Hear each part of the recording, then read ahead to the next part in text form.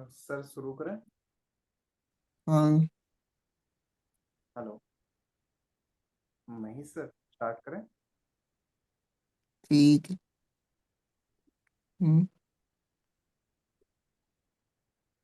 I request everyone please turn off your mic and video.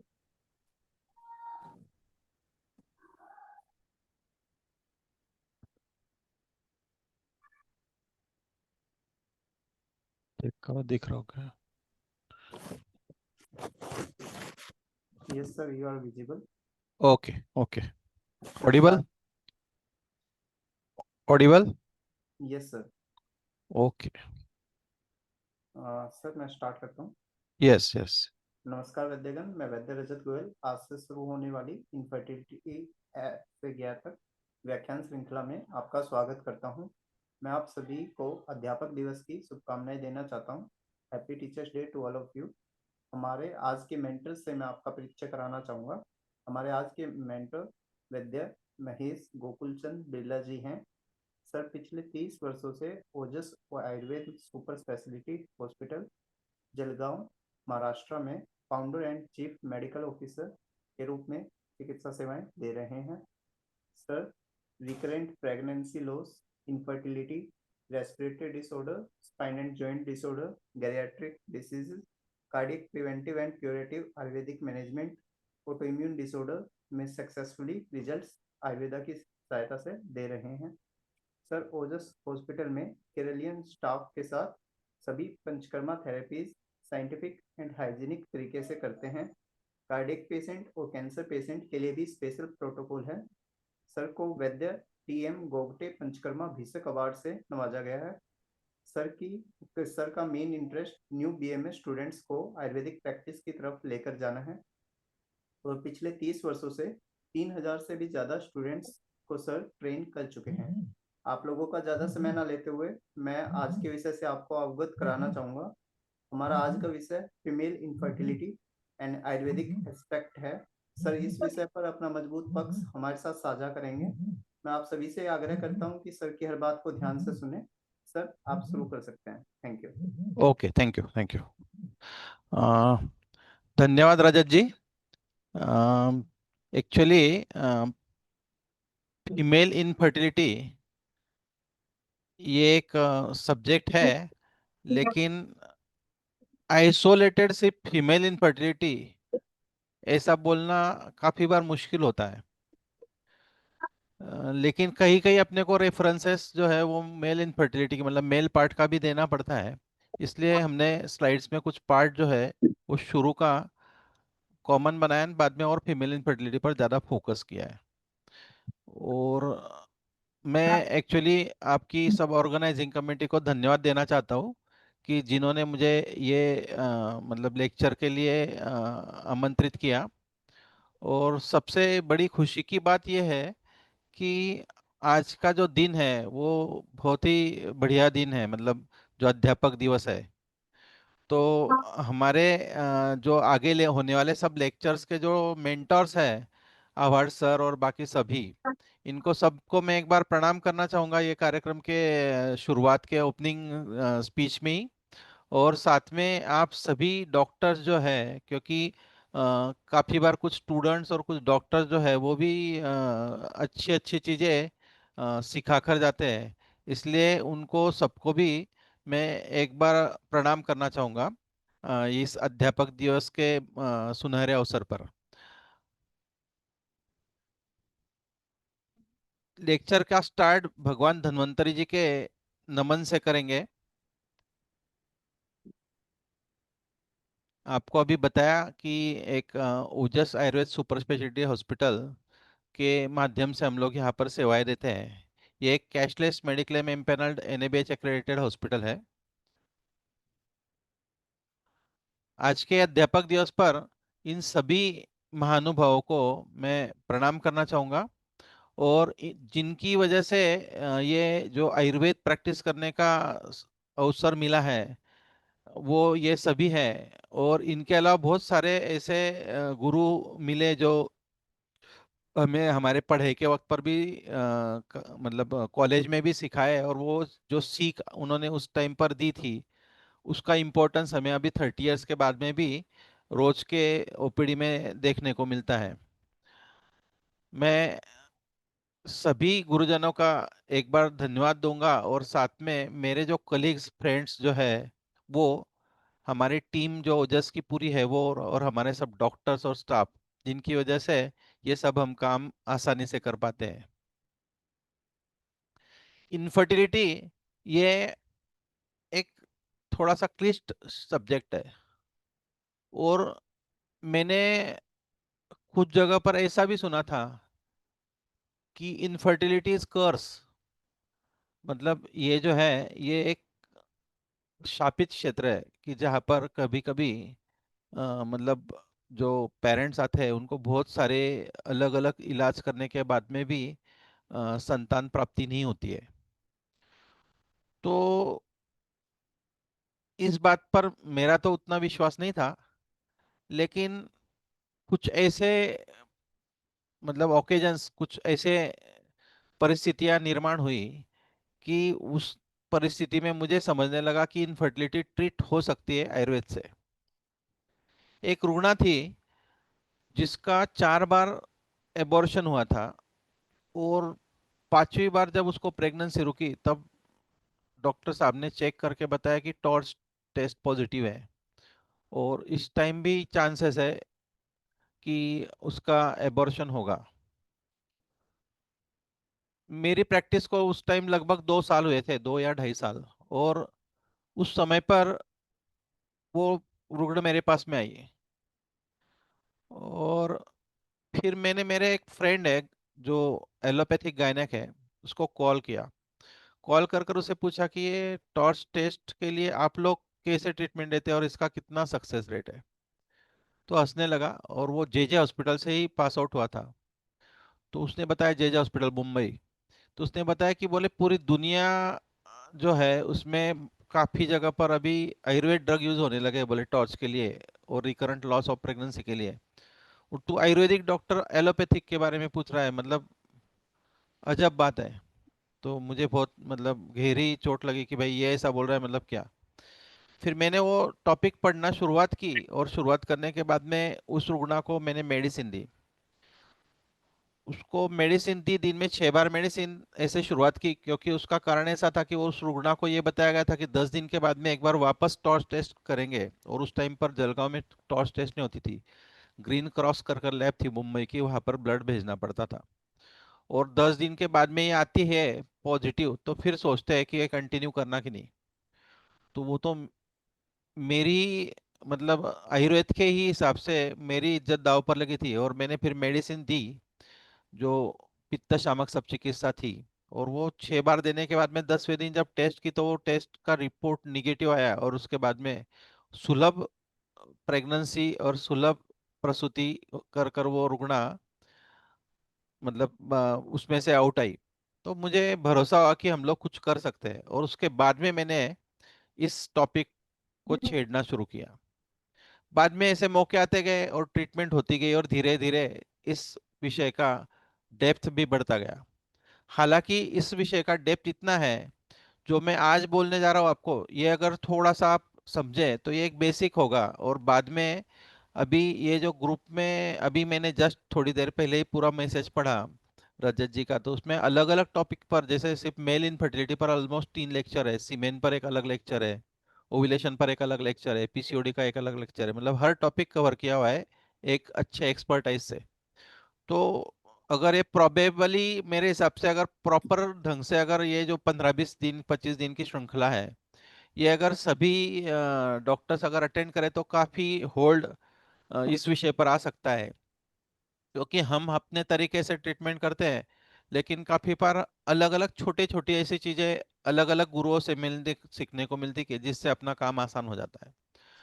तो anyway, अभी विषय ऐसा है कि हम लोग बहुत सारा थियोरेटिकल पार्ट नहीं डिस्कस करेंगे, क्योंकि उसका कारण ऐसा है, सभी को ये थियोरेटिकल पार्ट के बारे में काफ़ी जानकारी होती है, लेकिन प्रैक्टिकली जब कोई रुग्ण आता है और हमारे सामने के चेयर पर बैठ के बोलता है कि डॉक्टर हमें प्रेगनेंसी का इश्यू है और अभी ट्रीटमेंट करना है, तब हमारी दिमाग की बत्ती यहाँ से शुरुआत होती है कि अभी यहाँ इसको क्या क्वेश्चन पूछना चाहिए, और इसकी ट्रीटमेंट कैसी करनी चाहिए, इसका केस टेकिंग कैसा करना चाहिए। इसलिए हम लोग डायरेक्ट एक छोटे से टॉपिक से शुरुआत करते हैं जिसका सब्जेक्ट है फर्स्ट विजिट डिस्कशन। इस डिस्कशन के दौरान मैं और एक बात आपको बताना चाहता हूँ कि कुछ साल पहले की बात है, जैसे कभी कभी कुछ रुग्णा को हम लोग 3 महीना 4 महीना ऐसा ट्रीटमेंट करने के बाद में भी ऐसा ध्यान में आता है कि उतना आउटकम नहीं आ रहा है। तो मैंने एक सीनियर वैद्य थे उनको एक बार मिला और मैंने पूछा कि सर ये जो ऐसे रुग्ण होते हैं जो सॉली नहीं होते, मतलब रादर इट इज इनफर्टिलिटी और कोई भी हो जो भी हो, तो ऐसे जो रुग्ण होते हैं तो ऐसे वक्त पर हमने क्या करना चाहिए कि ये सॉल्व नहीं होते तो क्या करना चाहिए। देन ही सेड, उन्होंने ऐसा बताया कि बोले आप है ना उसको 3 महीने पहले 4 महीने पहले जब केस टेकिंग ली थी तब आपकी जो थॉट प्रोसेस थी वो थॉट प्रोसेस से अलग 4-5 आपकी जो बाद में की फॉलोअप विजिट्स होती है उसके बाद में आपकी थॉट प्रोसेस शायद बदलती है। तो you start with A to Z once again. A से वापस आप स्टार्ट करो, वापस उसकी केस टेकिंग लो, री केस टेकिंग लेकर वापस उसके बारे में सोचो। तो आपको अपने आप कुछ दिन के बाद में ध्यान में आएगा कि ये प्रॉब्लम जो मतलब ये जो इसका जो व्याधि का इश्यू है ये सॉल्व होता है। तो आजकल हम लोग काफ़ी बार इसी ढंग से मतलब ये सब्जेक्ट को हैंडल करते हैं कि ये एक आधा केस सॉल्व नहीं होता है तो उसको कैसे रिजॉल्व करना चाहिए। तो फर्स्ट विजिट डिस्कशन में हम लोग जो कॉमन क्वेश्चन पूछते हैं वो यही रहते हैं, जस्ट मिनट। तो यही रहता है कि उस रुग्ण का जो नेम एड्रेस एज जो होता है वो एक इनिशियल लेवल पर हम देखते हैं, और उसका एक occupation, social status, married life. अब इसमें नेम और एड्रेस जानने की जानकारी इसलिए आवश्यकता होती है कि वो कौन से देश से और वहाँ का वातावरण कैसा है वो हमें समझता है। एज जो है तो शास्त्र में लिखा है 25 तत्वर्षे पुमान नारी तो षोडशे। तो आजकल जो डिलेड मैरिजेस हो रहे हैं और उसके कारण जो जो फर्टिलिटी इंडेक्स है मतलब जो प्रजनन क्षमता है वो कपल की वो कम होने लगी है। और उसके कारण काफी बार हम देखते हैं कि कोई सीमेन एनालिसिस में इश्यूज होते हैं या कभी कभी AMH कम होता है और उसकी वजह से वो जो कपल रहता है वो परेशान होता है। हमारे पास ऐसे 28-30 साल के इतने सारे कपल्स हैं अभी कि जिनका AMH का इश्यूज है या सीमेन का इश्यूज है। तो इसलिए हमें एज एक इम्पोर्टेंट फैक्टर होता है। बाद में दूसरा जो ऑक्यूपेशन है उनका काम का तरीका कैसा है, उनकी नाइट शिफ्ट है डे शिफ्ट है, उसके हिसाब से उसके दोष की जो स्थिति है वो समझती है। सोशल स्टेज जानना इसलिए जरूरी होता है कि उनका जो लिविंग स्टाइल कैसी है, साथ में वो कितने अफोर्डेबल है और उन्होंने पहले कैसा खर्च किया और उनको कितने शॉर्टकट अपने को कम खर्चे में अच्छी ट्रीटमेंट दे सकते हैं ये भी अपने को एक जानकारी होना चाहिए। और उनके आसपास का माहौल कितना पॉजिटिव और निगेटिव ये भी समझता है। मैरिड लाइफ के बारे में बोलूँ तो एक रुग्णा मैं बताऊँ, तो एक रुग्णा मेरे पास में आई और उसको ऐसी सर्दी खांसी के लिए आई थी, बहुत साल पहले की बात है। और उसको मैंने पूछा, मेडिसिन दिया तो वो बोले डॉक्टर साहब 4-5 दिन में सब ठीक हो जाएगा ना। मैं बोला हाँ हो जाएगा। बोला क्यों? तो बोले मेरी लेप्रोस्कोपी है नेक्स्ट वीक। बोला क्यों? बोले बच्चा नहीं हो रहा है इसलिए लेप्रोस्कोपी है। तो मैंने पूछा कि कितने साल हुए शादी को? तो बोले हमारे शादी को 2 साल हुए। फिर हमने उनको ये बात पूछी कि मतलब आपके मिस्टर क्या करते हैं? तो बोले कि वो तो दुबई में थे लेकिन अभी 4 महीने से इधर आए। मैं बोला फिर आप साथ में कब से हैं? बोले हम लोग 4 महीने साथ में हैं। बोला फिर बाकी? तो वो बोले अदर टाइम हम लोग साथ में नहीं थे। तो रादर उनका जो मैरिड लाइफ था वो 2 साल का था लेकिन प्रैक्टिकल लाइफ जो मैरिड लाइफ था वो सिर्फ 4 ही महीने का था। तो the couple who is going to treat for infertility का एक बेसिक फंडा होता है कि वो कपल का एक तो married life more than 12 months और 18 मंथ्स होना चाहिए। सरळच आहे. अरे माझं ते लेक्चर स्टार्ट झालं 9 वाजता. तसं ते रेकॉर्डिंग देणार आहेत म्हणा. रजत जी वो सबको अनम्यूट करते उद्या तर आएगा। सुट्टीच आहे. हेलो।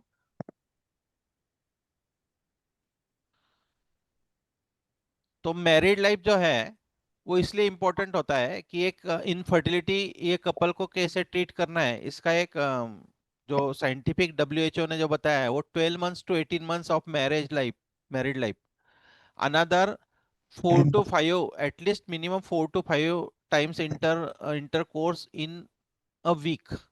और कोई भी जो कॉन्ट्रासेप्टिव है जो यूज नहीं किया है, नो बैरियर्स, ऐसा अगर कोई कपल है तो, और उसको प्रेगनेंसी नहीं रुक रही है, तो ऐसे कपल में मैरिड लाइफ जो है वो ऐसे कपल में इनफर्टिलिटी की ट्रीटमेंट करना चाहिए, ऐसा डब्ल्यूएचओ का रिकमेंडेशन है। तो कोई अगर कपल आपके पास में आता है 4-6 महीने का और वो बोलता है कि मुझे प्रेगनेंसी नहीं रुक रही है, तो उसको बहुत ज्यादा कुछ करने के बदले आप उसको सादी जो रसायन चिकित्सा है वो दीजिए, और उसकी अगर इच्छा हो तो कोई पंचकर्म कीजिए और वेट एंड वॉच कीजिए 2-3 महीने उसको काउंसलिंग करके, और अगर उससे ज्यादा है तो ही आप ट्रीट कीजिए, ऐसा एक साइंटिफिक बेस हो सकता है। दूसरा, प्रधान वेदना और अनुबंध वेदना। अभी कुछ रुग्ण ऐसे होते हैं कि जिनका प्रधान वेदना जो है वो वो तो अपत्य उत्सुक मतलब इनफर्टिलिटी के लिए ही आते हैं, लेकिन साथ में उसके अनुबंध वेदना की वजह से प्रधान वेदना होती है। जैसे कोई कपल को, कोई फीमेल है और उसको आर्थराइटिस की बहुत परेशानी है, कोई फीमेल है जिसको कोई गैस्ट्रोइंटेस्टिनल मतलब कोई अन्नवश की या उदकवश की या पुरुषवश की कोई परेशानी है। अभी कुछ महिलाएं ये जो होती है या कुछ पुरुष जो होते हैं, एक कपल मेरे पास में ऐसा था जो इनफर्टिलिटी के लिए आया, तो शास्त्र में लिखा है सोमनस्य गर्भधारणम। तो वो कपल का इश्यू ऐसा था कि जैसे इंटरकोर्स शुरू किया तो उसका जो हस्बैंड था वो हस्बैंड के नाक से पानी जो बहता था, उसको प्रतिशय की हिस्ट्री थी, और उसके नाक से जैसे पानी बहता था तो पानी टपकने लगा तो फीमेल डिस्टर्ब हो जाती थी और उसकी वजह से इंटरकोर्स प्रॉपर नहीं होता था। तो उसकी जो परेशानी थी वो, दोनों आए इनफर्टिलिटी के लिए लेकिन उनकी अनुबंध वेदना की वजह से वो परेशानी थी। काफी बार कुछ स्टमक श्वास के रुग्ण या ब्रोंकिएक्टासिस के ऐसे कुछ रुग्ण होते हैं मेल भी, जिनके अंदर अम, जैसे सीमेन एनालिसिस में ओलिगोस्पर्मिया एजोस्पर्मिया मिलता है, तो ऐसी प्रधान और अनुबंध वेदना का मेल बैठाना पड़ता है और उसके बाद में ट्रीटमेंट हमारी पूरी हो सकती है।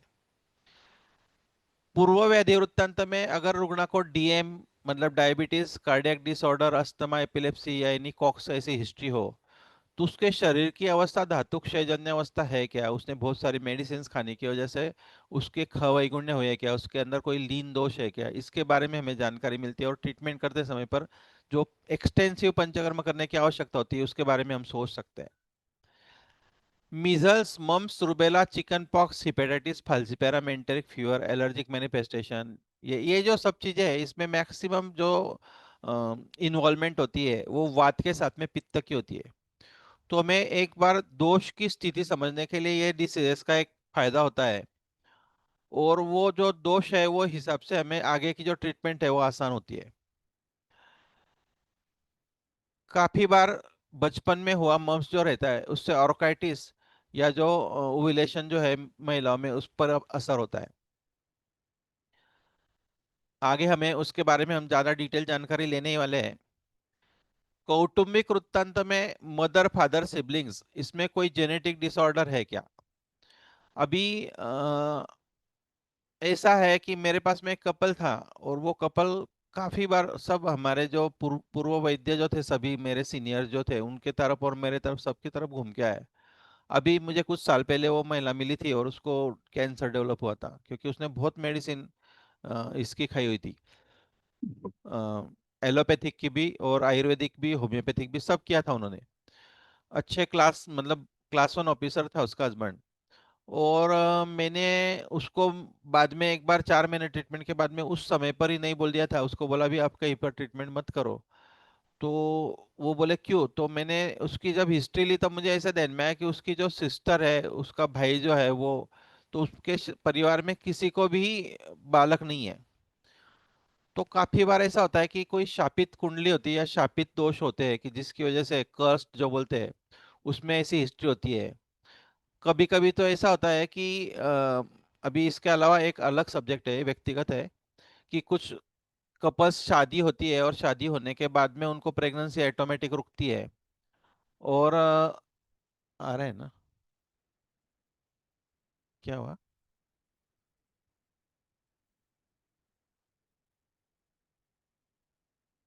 हेलो, आवाज नहीं आ रही? येत आहे सर, येत आहे. आ रहा है ना, ऑडिबल ना? येस आवाज सर. येतोय? येतोय येतोय. Yes sir, audible. Audible, good येतोय गुड. येतोय येतोय हाँ, सर्व आवाज येतोय. ओके ठीक. Yes sir, you are audible. हाँ, तो वो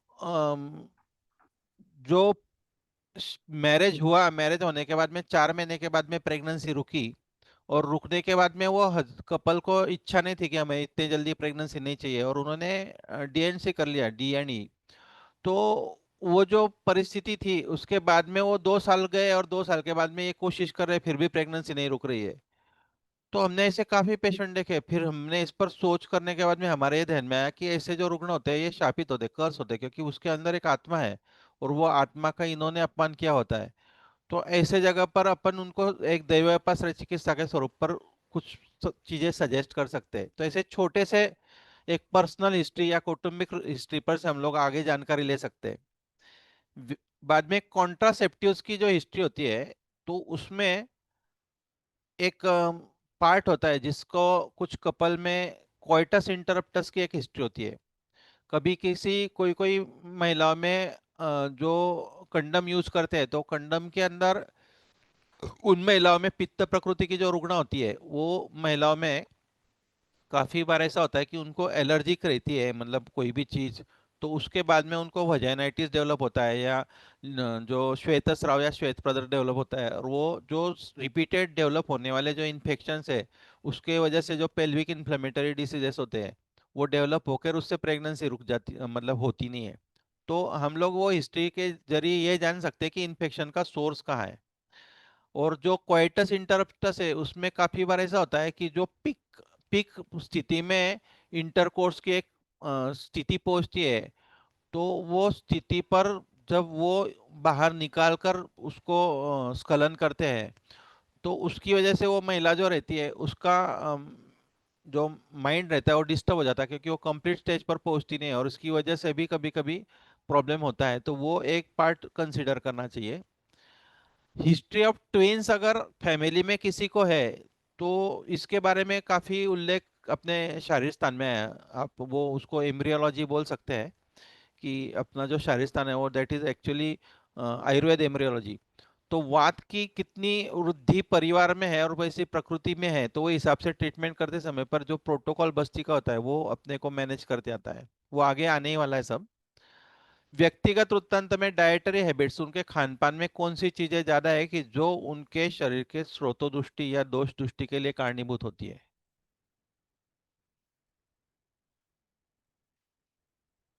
कौन ज्वाइन नहीं हो रहा है? रजत जी, हेलो. Yes sir. काफी लोग है ना ज्वाइन नहीं हो पा रहे हैं, जी तो जी. कुछ प्रॉब्लम है क्या? सर, मीटिंग आईडी फुल हो चुकी है सर. अच्छा, मीटिंग आईडी फुल हो चुके हैं. ओके ओके, जी जी. ठीक है ठीक है. रिकॉर्डिंग सर उनको प्रोवाइड हो जाएगी. ओके ओके, लेकिन आपके बाकी जो ज्वाइन है वो तो प्रॉपर है ना? जी सर. ओके ठीक. तो व्यक्तिगत वृत्तांत में डाइटरी हैबिट्स इंपॉर्टेंट है. एडिक्शंस जो पार्ट होता है, अभी पिछले महीने में मेरे पास में एक पेशेंट आए थे, तो उन्होंने जैसे वो पूरी बात बता ही नहीं रहे थे, और जब उनको मतलब उनकी जो माताजी थी उनको बाहर भेजा, तब उन्होंने दोनों ने बताया कि हम दोनों जो है वो रात में हुक्का लेते हैं, थोड़ी देर मोबाइल देखते हैं, सो जाते हैं अलग अलग. तो मैंने उनको पूछा कि इंटरकोर्स, वो बोले 2-3 महीने में एक बार आता है, और साल भर से उनका शादी हुई थी. पेरेंट्स परेशान थे कि 1.5 साल 2 साल से कि इसको प्रेगनेंसी नहीं रह रही.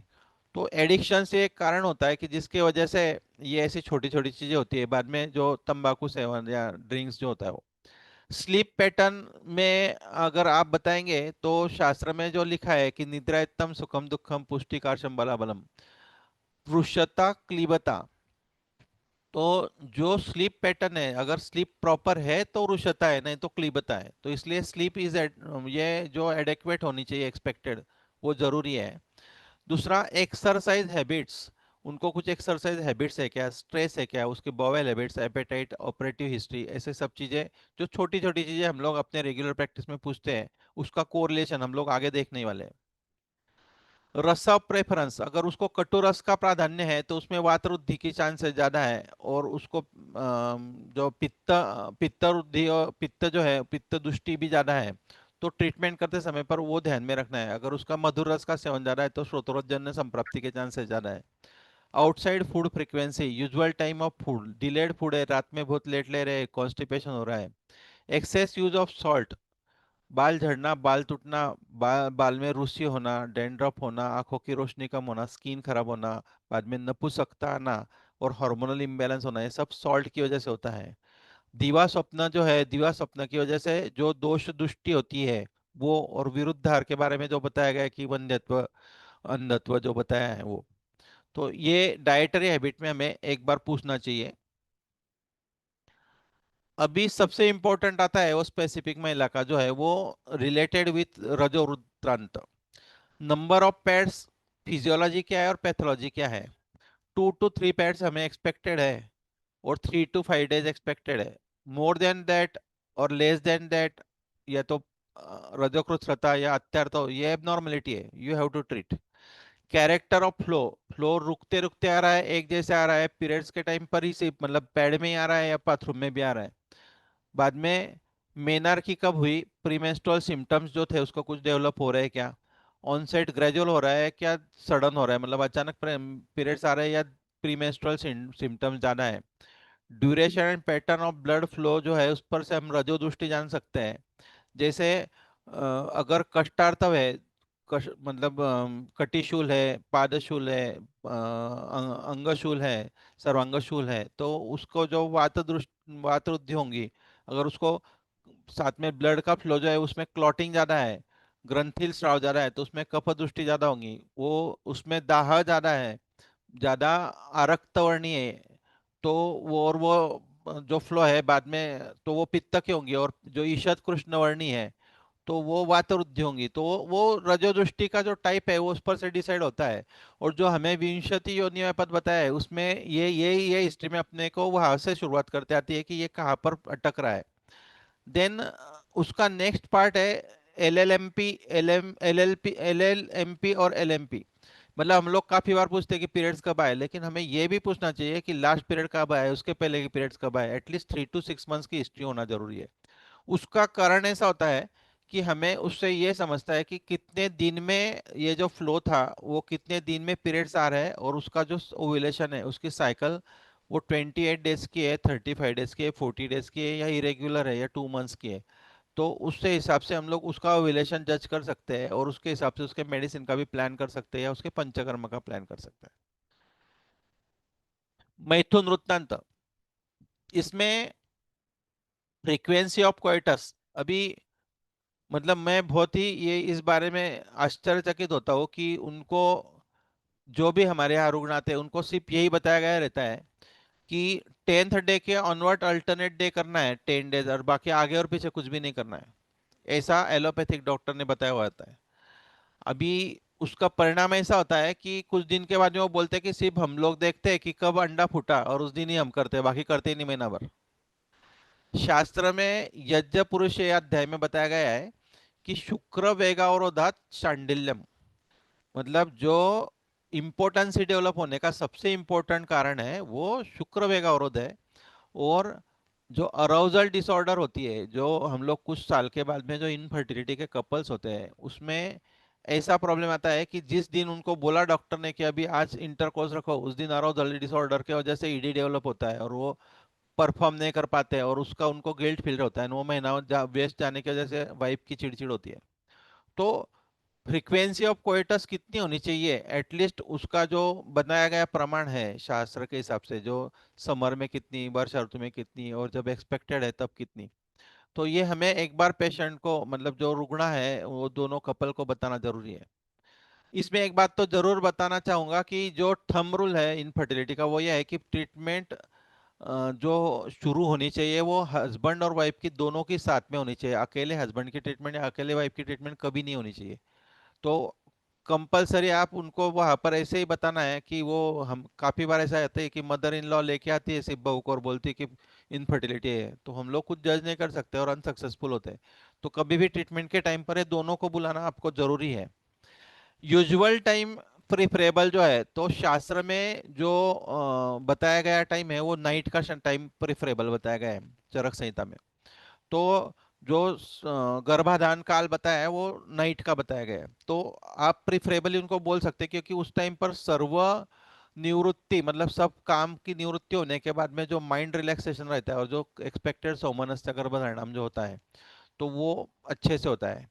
मूड्स एंड साइकोलॉजिकल स्टेटस, मतलब अगर उनको साइकोलॉजिकल या मूड्स के स्वरूप में उनको कोई एक्साइटमेंट ही नहीं है, सिर्फ डॉक्टर ने बोला इसलिए मैकेनिकल इंटरकोर्स कर रहे हैं, तो उसके चांसेस कम रहते हैं। लेकिन वो अगर खुद के इच्छा से और अट्रैक्शन से और मूड से करते हैं तो उसका फायदा होता है, इसलिए हम लोग वो एक्सपेक्ट करते हैं। सेक्सुअल डिसफंक्शन और ऑर्गेस्मिक डिसफंक्शन, अभी इसमें साइंस ये है कि पति और पत्नी ये समकामी होनी चाहिए। मतलब अगर पत्नी विषम कामी या अकामी, मतलब अगर पत्नी की इच्छा है और हस्बैंड की नहीं है, या हस्बैंड की इच्छा और पत्नी की नहीं है, या दोनों की इच्छा नहीं है, तो that is pathology, that is विकृति। और अगर वो समकामी है तो दैट इज प्रकृति।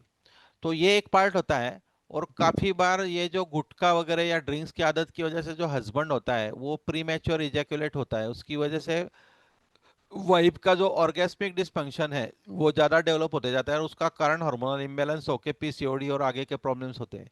तो वो भी एक बात हमें आपको वो रुग्णा को पूछनी चाहिए कि आपका कितना देर होता है और क्या समय पर होता है।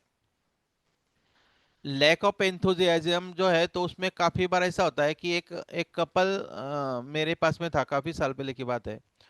तो उस कपल का ओलिगोस्पर्मिया का इशू था, पूना का कपल था, और हमने ट्रीटमेंट देने के बाद में उसका काउंट वगैरह सब बढ़ गया, लेकिन उसका प्रेगनेंसी नहीं रुक रहा 4 महीना।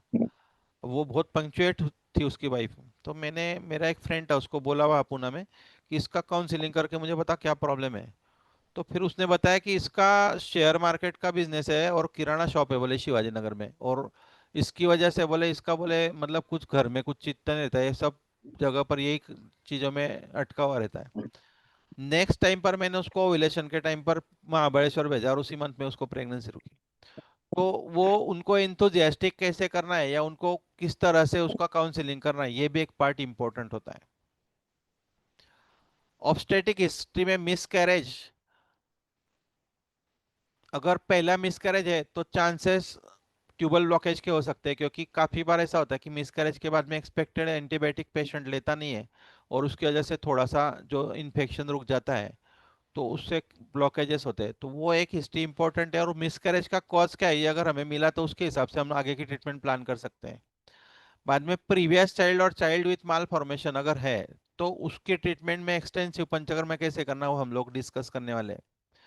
Chromosomal disorder, metabolic disorder, congenital mental retardation and haemoglobinopathies, इसका वर्णन शारीर स्थान में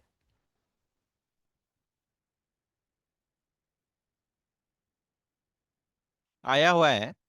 और इसका चरक शारीरस्थान 3:17, इसमें उन्होंने वो बताया गया कि यस्य यस्य अंगावयस्य बीजे बीज भाग उपतप्तो भवति तस्य तस्य अंगावयस्य विकृति उपजायते। तो मतलब इतना डिटेल है कि वो कंसेप्ट से हम जाते हैं तो काफी बार अपने पास में डाउन सिंड्रोम के बच्चे पेशेंट भी हम लोग ट्रीट कर सकते हैं। और एकदम सिंपल फंडा ये है कि अगर हम लोग हिस्ट्री लेते हैं और उसमें हमें समझता है कि एबॉर्शन होने का कारण या जो पहला बच्चा था उसमें जो विकृति थी उसमें स्पाइना बाइफिडा है, तो स्पाइना बाइफिडा मतलब रिलेटेड विद बोन है, और बोन इज रिलेटेड विद पितृ है। इसका मतलब जो दोष है वो पितृ की तरफ से आया है। अगर उस रुग्ण में मिस एबॉर्शन में हार्ट बीट्स चुक गए तो वो हृदय जो है वो सॉफ्ट अवयव है, वो मातृज है, तो इसका मतलब मातृज विकृति है। तो आपको हिस्ट्री लेते समय पर यह पूछना पड़ता है कि ऐसा हुआ तो उसका कारण क्या हुआ, या पहले बच्चे को जो प्रॉब्लम था उसमें क्या हुआ। तो अगर आप वो जान लेते हैं तो उसकी वजह से हम लोग आप आगे के ट्रीटमेंट का प्लान भी कर सकते हैं। एक रुग्णा, एक गायनेकोलॉजिस्ट ने मेरे यहाँ भेजी थी, अभी 15 साल का बच्चा है उनका, 16 साल के 2 बच्चे हैं। तो उनको डाउन सिंड्रोम के 3 बच्चे थे, उसमें से पहला और तीसरा एक्सपायर और दूसरा बचा हुआ था। और वो मैडम ने हमारे यहाँ भेजा और ये रुग्ण बोला कि अगर कुछ होने वाला होगा डॉक्टर तो हम लोग ट्रीटमेंट करेंगे, नहीं तो हम ट्रीटमेंट नहीं करेंगे क्योंकि हम लोग पहले पहले परेशान हैं। तो काउंसलिंग करके मैंने उनको ये बताया कि देखो भाई, आप ऐसे तो लाइफ टाइम नहीं रह सकते वो बच्चे के हिसाब से, आपको एक बार तो रिस्क भी लेना है और चांस भी लेना है। अगर आपको विश्वास है हमारे शास्त्र पर तो आपको आगे हम लोग ट्रीटमेंट कर सकते हैं। और दूसरी बात यह है कि आजकल इतना सब एडवांस हो गए हैं कि हम लोग जो टेस्टिंग है, ब्लड इन्वेस्टिगेशन, वो सब करके और कुछ जो मतलब फीटल एनोमली जो है वो उसको एक बार देखकर अगर हमें कुछ लगा तो वो उस हिसाब से हम लोग आगे की मूव कर सकते हैं।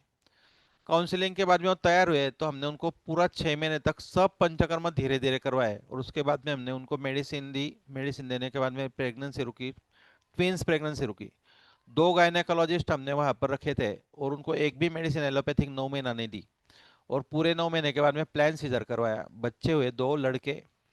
होने के बाद में वो बोले बच्चे हो गए, अच्छे दिख रहे हैं। मैं बोला अच्छे नहीं, 1 साल के बाद में बात करना। फिर 1 साल का बर्थडे हुआ और वो दोनों बच्चे एकदम फाइन और फिट एंड फाइन है। अभी उन्होंने 10th की एग्जाम दी दोनों ने और अभी वो कॉलेज में एडमिशन भी लिए। तो ऐसे जो पेशेंट होते हैं जो इसके इतने डिफिकल्ट लगते हैं वो भी हम लोग आयुर्वेद के जरिए ट्रीट कर सकते हैं। सब चीजों का एक बार टॉप टू बॉटम ऐसा सब जानकारी लिया, पर्सनल पेशेंट की जो ये चेकअप है। अभी इसमें एक पार्ट में आपको बताना भूल गया कि एक फीमेल, अभी लास्ट ही महीने की बात है कि एक फीमेल मतलब एक कपल हमारे पास में आया। तो उसको पहले महीने में तो मेडिसिन मैंने दे दी, पीसीओडी के हिसाब से दी थी। लेकिन जब मैंने उसका दूसरी बार थोड़ा सा डेप्थ में काउंसलिंग किया तो मेरे ध्यान में आया कि इनका इंटरकोर्स प्रॉपर नहीं हो रहा है क्योंकि उसका पोजीशन का इशू था।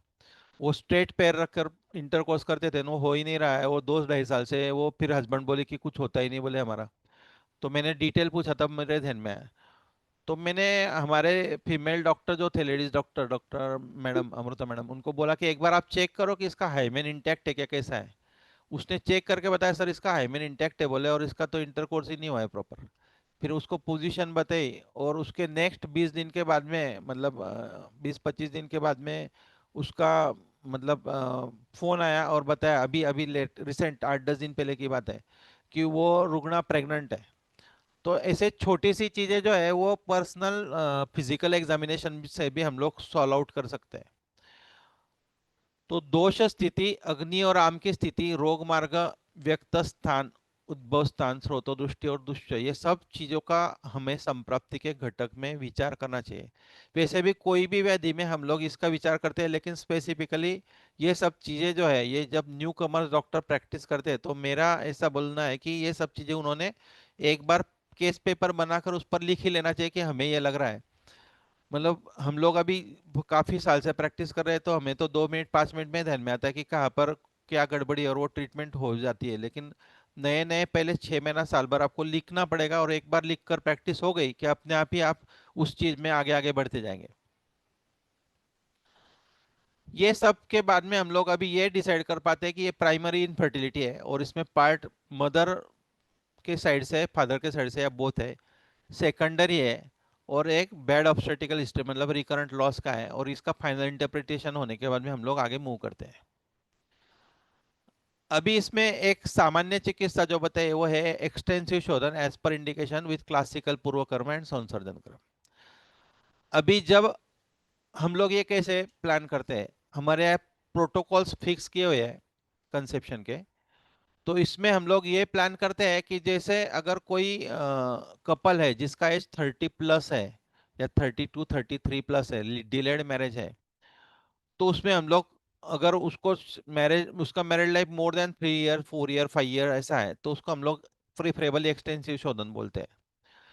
जिन रुग्ण में पहले की कोई फैमिली हिस्ट्री है प्रॉब्लम की, मतलब जैसे मैंने पहले बताई हुई, या रिकरेंट लॉस हो रहा है प्रेगनेंसी में, तो उनमें भी हम लोग एक्सटेंसिव शोधन बोलते हैं। और जिन रुग्ण में फ्रेश है, 1 साल 2 साल 3 साल के ऐसे रुग्ण है, तो उन रुग्ण में हम लोग एक प्राइमरी प्रीकंसेप्शन बोलते हैं कि क्या करना है, वो आगे आएगा ही। और एक्सटेंसिव शोधन में वमन से लेके तो नस्य तक और उपकर्म जो है, जो योनि धावन है, पिच्चू है, शिरोधारा है, ये सभी हम लोग उसमें करते हैं। दूसरा पार्ट है औषधि चिकित्सा एज पर diagnosis of already variant and स्रोतस।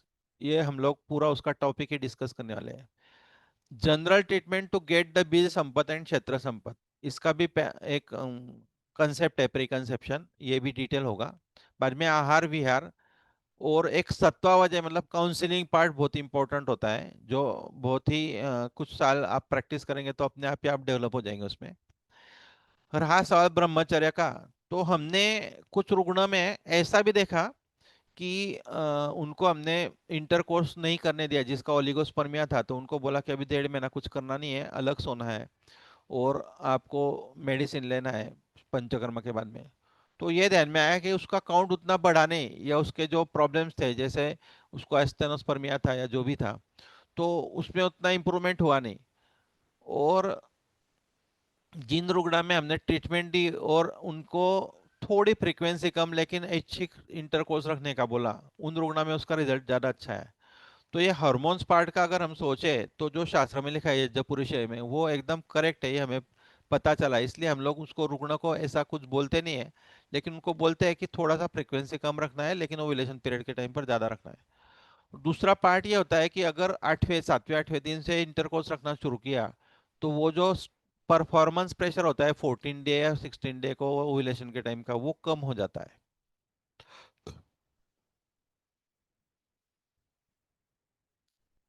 जस्ट बेटा,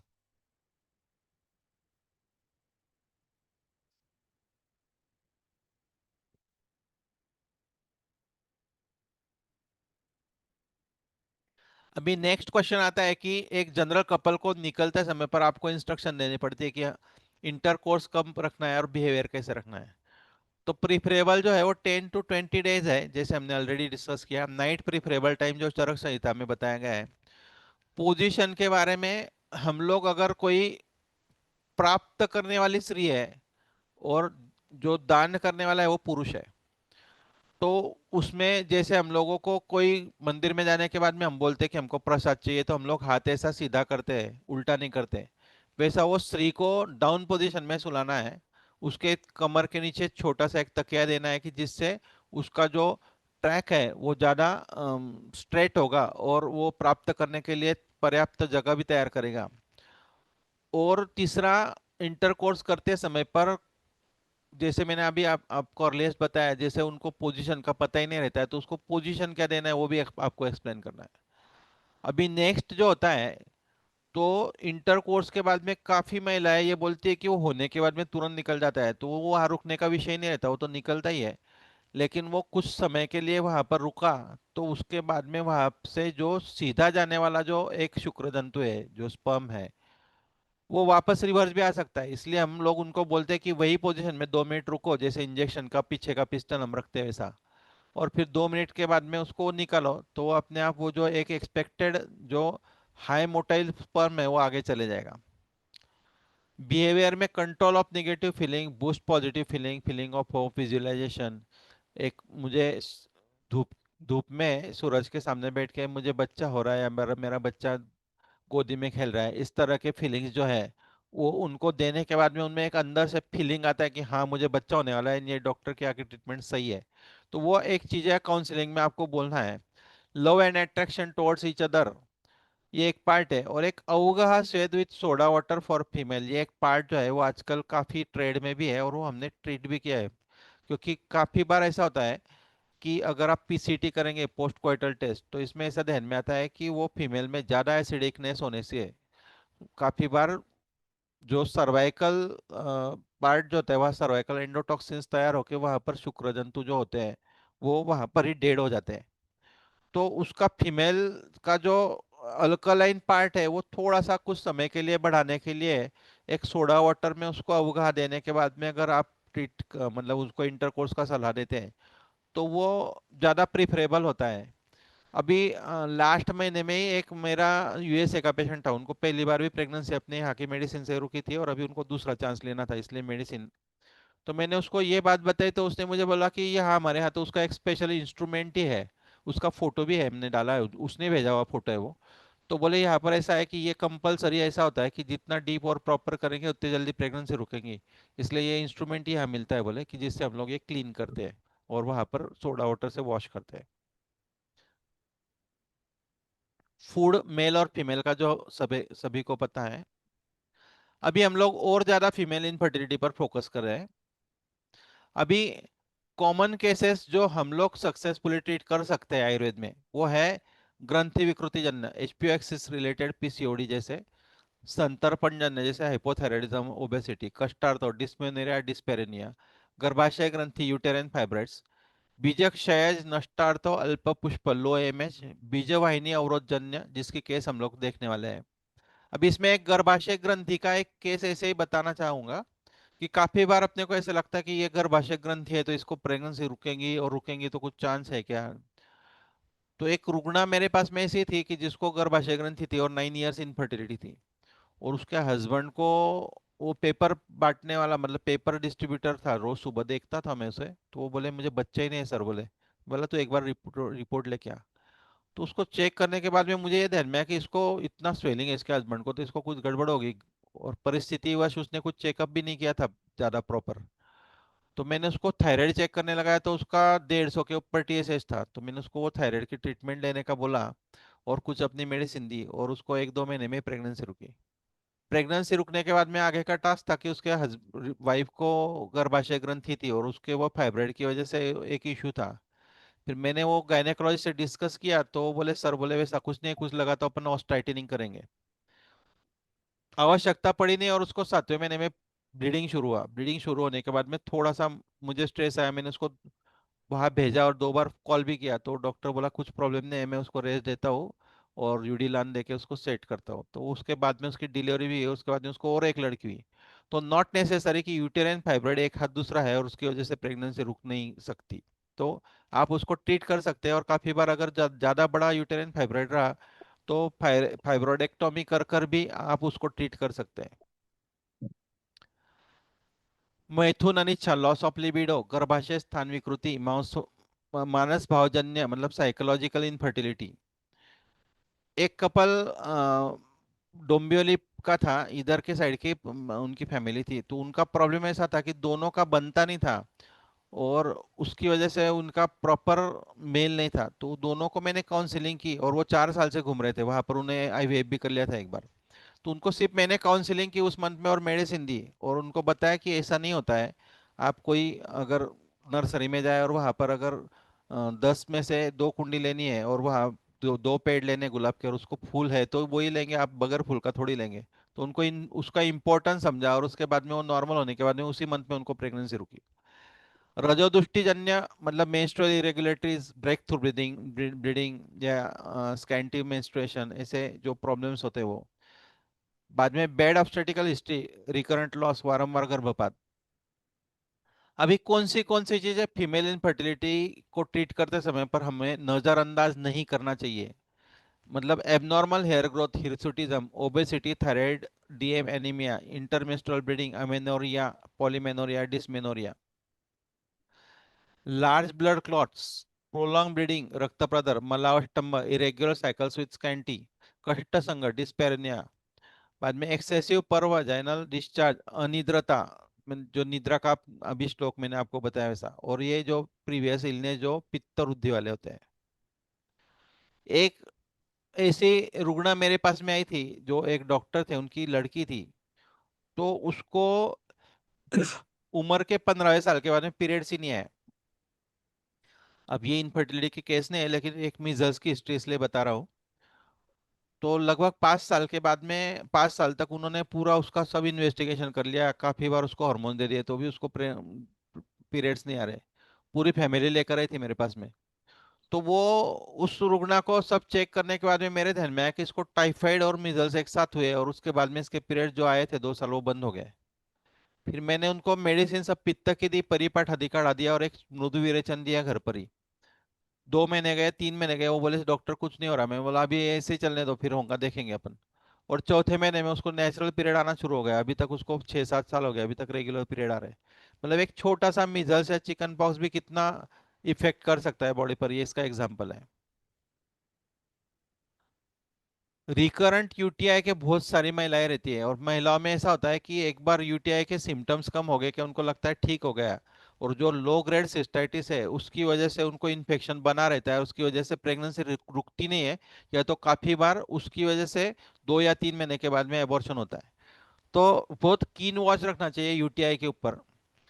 एनी प्रोलॉन्ग इलनेस जो है जिसकी वजह से उसकी इम्यूनिटी कॉम्प्रोमाइज हुई है, जीर्ण प्रतिशतमक शौच जैसे मैंने आप पहले ही बताया, प्रोलॉन्ग ब्लीडिंग रक्त प्रदर्शन जिसकी वजह से अत्यर्थजन्य पांडु या मृत भक्षणजन्य पांडु डेवलप हो सकता है, जीर्ण अमवात वात रक्तजय, ये एक्चुअली प्रधान चिकित्सा मतलब प्रधान वेदना जो होती है वो आपकी अपत्योत्सुक है, लेकिन उसकी अनुबंध वेदना ये है और उसकी वजह से उसको प्रेगनेंसी नहीं रुक रही है।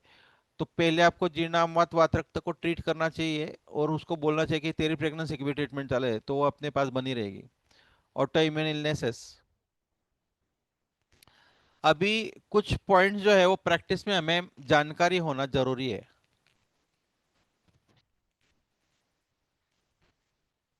वो है कि एलएमपी किसे कहते हैं। Day one of period is LMP, last menstrual period. Menstruation में क्वांटिटी कितनी होती है, 20 to 80 ml। कौन से एंजाइम से क्लॉटिंग नहीं होता, plasmin. Dominant follicle about to ovulate can be identified by size approximate from 7th day, मतलब आपको अगर पूछा पेशेंट ने कि कब से करना है तो आप 8th डे या 10th डे के ऑनवर्ड कर सकते हैं, और उसकी ग्रोथ अप्रोक्सीमेट 2 mm पर डे होनी चाहिए, up to 22 mm max to max. Normal dominant follicle 18 to 22 mm expected होता है अच्छे क्वालिटी का।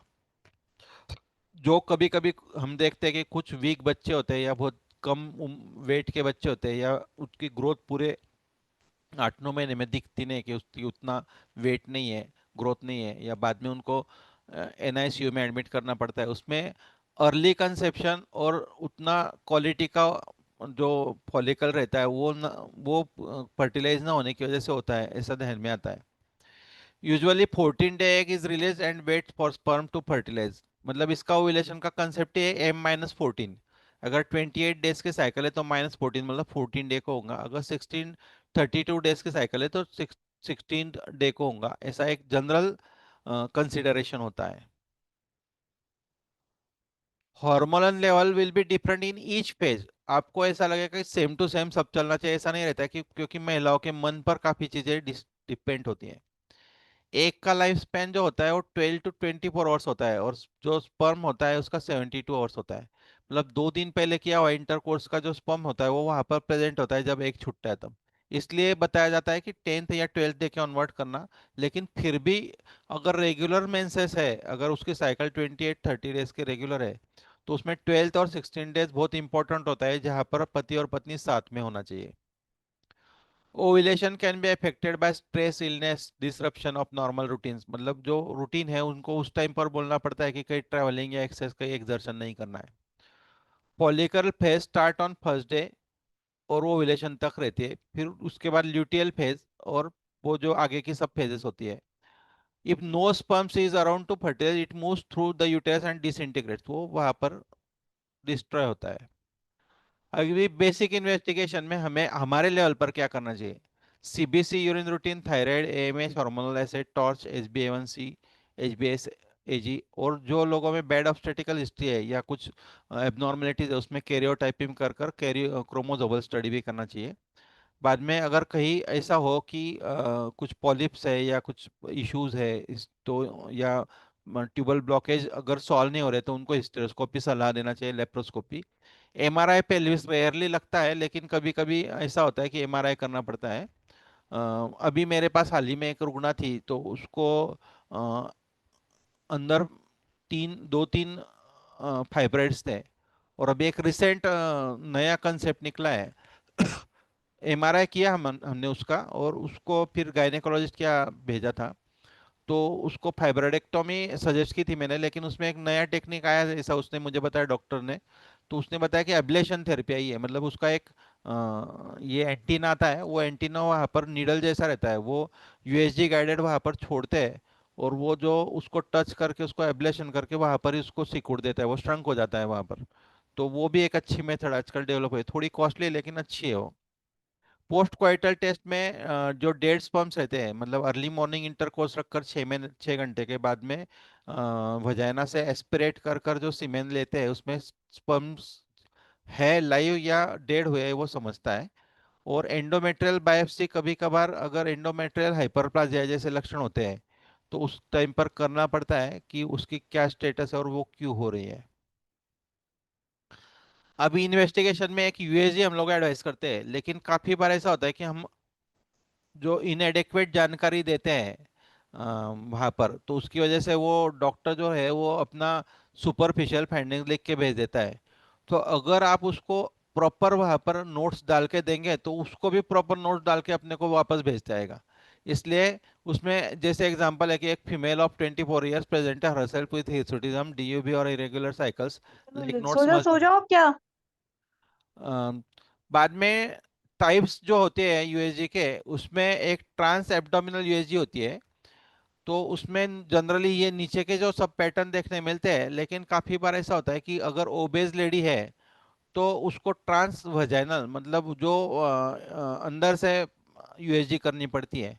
तो वो भी एक पेशेंट को आपको एक्सप्लेन करके भेजना पड़ता है कि अगर उसको डॉक्टर साहब आपको देखेंगे, मैडम आपको देखेंगे, अगर ऊपर से नहीं हुआ तो अंदर से भी कर सकते हैं। तो आपकी मेंटेलिटी रखना, मतलब उसको अगर हम काउंसलिंग करेंगे तो बेझिझक आगे बढ़ते हैं।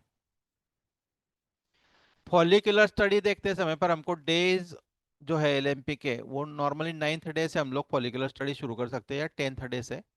उसमें राइट और लेफ्ट में कैसी स्थिति है वो, बाद में एंडोमेट्रियल थिकनेस कितना है, और बाद में ओव्यूलेशन के टाइम पर अगर मिनिमम फ्री फ्लूइड दिख रहा है तो उसका मतलब फॉलिकल रप्चर हुआ है, ऐसा देखने मिलता है।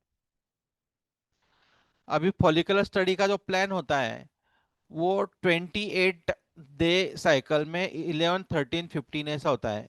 और डोमिनेंट फॉलिकल जो होता है वो देखकर हम देखते हैं, अगर वहाँ पर मल्टीपल फॉलिकल होंगे और वो डोमिनेंट होंगे ही नहीं तो वो ओव्यूलेशन स्टडी मतलब वो फॉलिकुलर स्टडी आपको छोड़ देना चाहिए। और अगर उसमें ग्रोथ दिख रही है तो आप वो कंटिन्यू कर सकते हैं। और अगर एग्जांपल 35 डेज की साइकिल है तो 16, 18, 20, 22 ऐसा डिलेड कंसेप्शन होता है उसमें, और वो साइकिल आपको उतने दिन की देखना चाहिए। इसलिए हमने बोला था कि एलएमपी और एलएलएमपी जो जानना जरूरी है वो इसके लिए है। नेक्स्ट 35 डेज की साइकिल है तो 14th डे को 5-6 mm साइज का मल्टीपल फॉलिकल है तो उसको रिपीट फॉलिकुलर स्टडी जो है वो नेक्स्ट अल्टरनेट डे करने के बदले 4-5 डेज के बाद में आप सजेस्ट कर सकते हैं। उसका कारण ऐसा है कि अगर आप अल्टरनेट डे उसको बोलेंगे फॉलिकुलर स्टडी का और उसमें ग्रोथ नहीं दिखी तो पेशेंट और ज्यादा डिस्टर्ब हो जाता है। अमृता आपका म्यूट करो। तो फॉलिकुलर स्टडी उसको 4-5 दिन से बोलना इसके लिए जरूरी रहता है कि अल्टरनेट डे करने के बाद में काफी बार ऐसा होता है कि वो रुग्णा जो होती है उसको उसमें ग्रोथ नहीं दिखी तो डिस्टर्ब हो जाते हैं। तो उसको बोलते हैं कि भाई 4 दिन के बाद में कर, मतलब अपने को अब ठोस मिलता है कि क्या स्थिति है उसकी। 28 डेज के साइकिल में 14 डे को करते हैं, लेकिन नो डोमिनेंट फॉलिकल और 5 या 6 mm के फॉलिकल है तो वो वहां पर ही रुकवा लेना चाहिए फॉलिकुलर स्टडी। और उसको शतपुष्पा जैसी कोई चीजें जो है जैसे जिससे आपका फॉलिकल तैयार होगा, या तो जो बीज हम देते हैं खाने के लिए सीड्स, सामान्य रुद्धि सर्वेशा कंसेप्ट से वो देते हैं, देना चाहिए। अभी एक ये बहुत इंपॉर्टेंट टेस्ट है क्योंकि हम लोग काफी बार ऐसा है कि कोई पेशेंट को लेप्रोस्कोपी सजेस्ट नहीं करते। काफी बार कुछ रुग्ण पुअर होते हैं या कुछ काफी बार ऐसा होता है कि हम लोग कोई पेशेंट को लेप्रोस्कोपी के लिए कोई डॉक्टर क्या भेजे तो डॉक्टर वहां पर ही वो डॉक्टर को पेशेंट को रुका रहता है, वो पेशेंट हमारे यहाँ वापस आता ही नहीं। इसलिए हम लोग प्रिफरेबली ये देखते हैं कि रुग्ण को अगर कोई सस्पेक्टेड रहा, उसने अगर एचएसजी किया नहीं है तो हम उसको सजेस्ट करते हैं कि एचएसजी कर ले।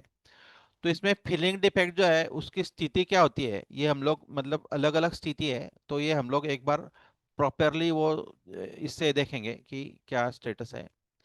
अभी ये नॉर्मल फैलोपियन ट्यूब्स है कि जिसमें बायलेटरल स्पिलेज है और दोनों बाजू में जो डाई है ये छोड़ा जाता है। 6, 7वें या 8वें दिन हम लोग एचएसजी कर सकते हैं। इसमें भी ये नॉर्मल स्पिलेज है, अच्छा फ्लो है। अब ये जो है ये नॉर्मल यूटेरिन कैविटी है और इसमें जहां पर एरो बताया गया है वहां पर एयर बबल्स दिख रहे हैं।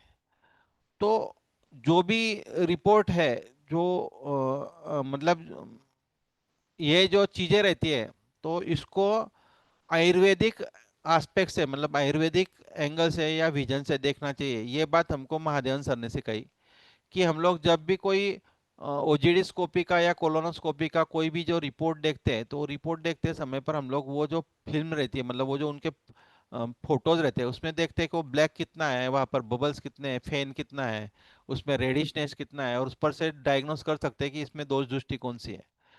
तो यहाँ पर आप देख सकते हैं कि यहाँ पर लेफ्ट साइड में जो बबल है तो वो एक नॉन पैथोलॉजिकल फाइंडिंग है एलोपैथिक के हिसाब से, लेकिन हमारे हिसाब से वात वृद्धि है। तो ऐसे जगह पर हम लोग उसको नारायण तेल का उत्तर बस्ती करेंगे और वातज्ञ मेडिसिन देंगे तो इमीडिएटली प्रेगनेंसी रुकती है। ऐसे बहुत सारे एक्सपीरियंस हमने लिए भी हुए। अभी ये यहाँ पर देखेंगे आप तो ये जो इस्टमस है ये यहाँ पर सर्वाइकल ग्लैंड्स दिख रही है। अब काफी बार इसकी वजह से पैसेज क्लियर नहीं होता है। ऐसे जगह पर आप कंचनार चंद्रप्रभा जैसे मेडिसिन देंगे तो पैसेज क्लियर होता है, कुछ दिन के बाद में वो सब क्लियर होते हैं। एकदम सिंपल थिंग है, दिखने के लिए आपको दिखेगा कि ये सब नॉर्मल दिख रहा है और प्रेगनेंसी नहीं रुक रही है, अनएक्सप्लेन इनफर्टिलिटी, लेकिन यहाँ पर आपको ध्यान में आएगा कि शादी कंचनार चंद्रप्रभा से प्रेगनेंसी रुकती है। यहाँ पर आप देखेंगे कि यहाँ पर ये जगह पर दोनों जगह पर जो है वो नॉच डेवलप हो गई है। तो यूटेराइन इंसिजन जो है पहला जो सिजेरियन सेक्शन है उसकी वजह से वो लीनियर डेंट जो डेवलप हुआ है उसकी वजह से भी काफी बार वो पैसेज जो है वो इम्प्रॉपर होता है। तो ऐसे जगह पर हम लोग वात के जो नानात्मज व्याधि डेवलप किए हुए बताए गए हैं, वात के नानात्मज व्याधि जो मतलब स्रंस व्यास, तो इसमें ये जो स्ट्रक्चर है संकोच, तो इसको हम लोग वात की उत्तर बस्ती धन्वंतर तेल की और 10 मिनट या जो भी वात की चिकित्सा है वो देकर भी हम लोग इसका पैसेज क्लियर कर सकते हैं। ये डेंट क्लियर नहीं होगा, लेकिन उसका जो दोष दृष्टि है वो दूर होने के बाद में अपने आप प्रेगनेंसी रुकती है। अभी यहाँ पर जो एरोज दिख रहे हैं यहाँ पर एक पॉलिप डेवलप हुआ है जिसको एंडोमेट्रियल पॉलिप बोल सकते हैं जो पेडंकुलेटेड है। तो ऐसे पॉलिप को आप जो अपनी पॉलिप की चिकित्सा है या पाइल्स की चिकित्सा है तो वो आप जैसे अर्शोग्न चिकित्सा है, सहचरादी आवर्ती अर्शोग्न कषाय, चिरुइलवादी चंद्रप्रभा, इससे ट्रीट कर भी ट्रीट कर सकते हैं। बाद में यहाँ पर देखिए आप कॉन्ट्रास्ट जो है वो लेफ्ट साइड में प्रॉपर है और राइट साइड में एक जगह पर एक ब्लैक नीचे के बाजू में ऐसा गोल दिख रहा है नीचे। तो वो सबम्यूकस फाइब्रोमा या मायोमा है जिसको हम लोग एक तो उसको मायोमेक्टोमी एडवाइस कर सकते हैं या तो उसको कुछ कंचनार कुक्कुट जैसे लेखन द्रव्य दे सकते हैं। अभी ये जगह पर पूरा नीचे के बाजू में एक बड़ा ऐसा ओवल शेप जो है वो नीचे फिलिंग डिफेक्ट दिख रहा है, तो ये फाइब्रॉइड है। तो ये फाइब्रॉइड में हम लोग कंचनार गोकुल कुक्कुट नखी कल्याणक क्षारवर्णादि दिप्यकारी ऐसे ड्रग देकर उसको रिग्रेस कर सकते हैं। लेकिन कभी कभी वो बहुत स्टडी या स्टोनी हार्ड रहा तो वो नहीं होता है, तो ऐसे जगह पर हम लोग उसको कहने के यहाँ पर हिस्टेरोस्कोपी का सजेशन देते हैं। अभी यहाँ पर आपको देखने मिलेगा कि जो राइट साइड की जो ट्यूब है वो पेटेंट है, लेकिन लेफ्ट साइड की ट्यूब में नीचे के बाजू में जो एरो किया है वहां पर हाइड्रोसाल्पिंग है, मतलब वो काफी भरा हुआ है जैसा। तो ये काफी बार थोड़ा सा असत्यत्व की तरफ जाता है, लेकिन फिर भी अगर हम लोग वो रुकना घूमिए तो हम लोग उसको ट्राई कर सकते हैं। कल्याणक क्षार चिरुइलवादी कषाय गोक्षरादि को लघु सुचेकर ऐसे मेडिसिन देके। आपको ये सब जो स्लाइड्स है ये ग्रुप में अ, मतलब मैं फॉरवर्ड कर दी है रजत जी से और ये आपको मिलने वाले हैं, इसलिए आपको कोई नोट्स बनाने की जरूरत नहीं है, वो आप अपने आप वो सब स्लाइड देख के 2-3 बार में ये सब सीख सकते हैं। अभी यहाँ पर आपको देखने मिलेगा कि दो अलग अलग यूटेराइन कैविटी है और इसमें तो इम्पॉसिबल प्रेगनेंसी। तो ये तो जन्म बलकृत ऐसा डिसीज है जिसके लिए एडॉप्शन या सरोगसी ये एक एडवाइस हम कर सकते हैं। यहाँ पर भी ऐसा ही है कि एक अर्क्यूएट यूटेरस है और अर्क्यूएट यूटेरस में जो बाजू के हॉर्न के अंदर प्रेगनेंसी रुकेंगी, अगर लेफ्ट साइड में रुकती है तो ज्यादातर एबॉर्शन के चांसेस होते हैं। तो ऐसे ऐसे जगह पर आपको जैसा उसको वो जो रुकना है उसको os tightening, bed rest, close observation और साथ में गर्भ चिंतामणि और प्रजास्थापन जैसे गण देकर कोशिश करना चाहिए। अब यहाँ पर आप देखेंगे कि ये जो यूटेरस का जो वॉल दिख रहा है वो उसमें मल्टीपल डाइवर्टिकुलाई जो दिख रहे हैं। इसमें वातानुलोमन चिकित्सा लेट सेक्रेटरी फेज या ब्लीडिंग फेज में आप कर सकते हैं गंधर्वस्थादी चिरोलोदी जैसे, और शोथर चिकित्सा देते हैं। तो काफी बार आप देख सकते हैं कि ये ऐसे के ऐसे स्ट्रक्चर रहता है लेकिन प्रेगनेंसी रुकती है और अच्छी कैरी होती है क्योंकि वहां पर दोष दृष्टि जो है वो कम होती है। ये रिपीट हुए स्लाइड। अभी चिकित्सा सूत्र, एक सामान्य चिकित्सा सूत्र जो है अगर हम लोग ग्रंथ का जो आधार लेते हैं तो उसमें से देखते हैं तो हमें देखने मिलता है कि काश्यप संहिता के शारीर स्थान में जो लिखा है कि स्नेह स्वेद वमन विरेचन आस्थापन अनुवासनी कर्मशः उपचारित, और उसमें मधुर औषधि जो है उसका ज्यादातर इस्तेमाल करना है। और स्त्रियों महिलाओं में तेल और माश का इस्तेमाल करना है। मतलब कितना परफेक्शन और कितना क्लियर कट उसका इंटरप्रिटेशन किया है हमारे शास्त्र में कि ये क्या करना चाहिए।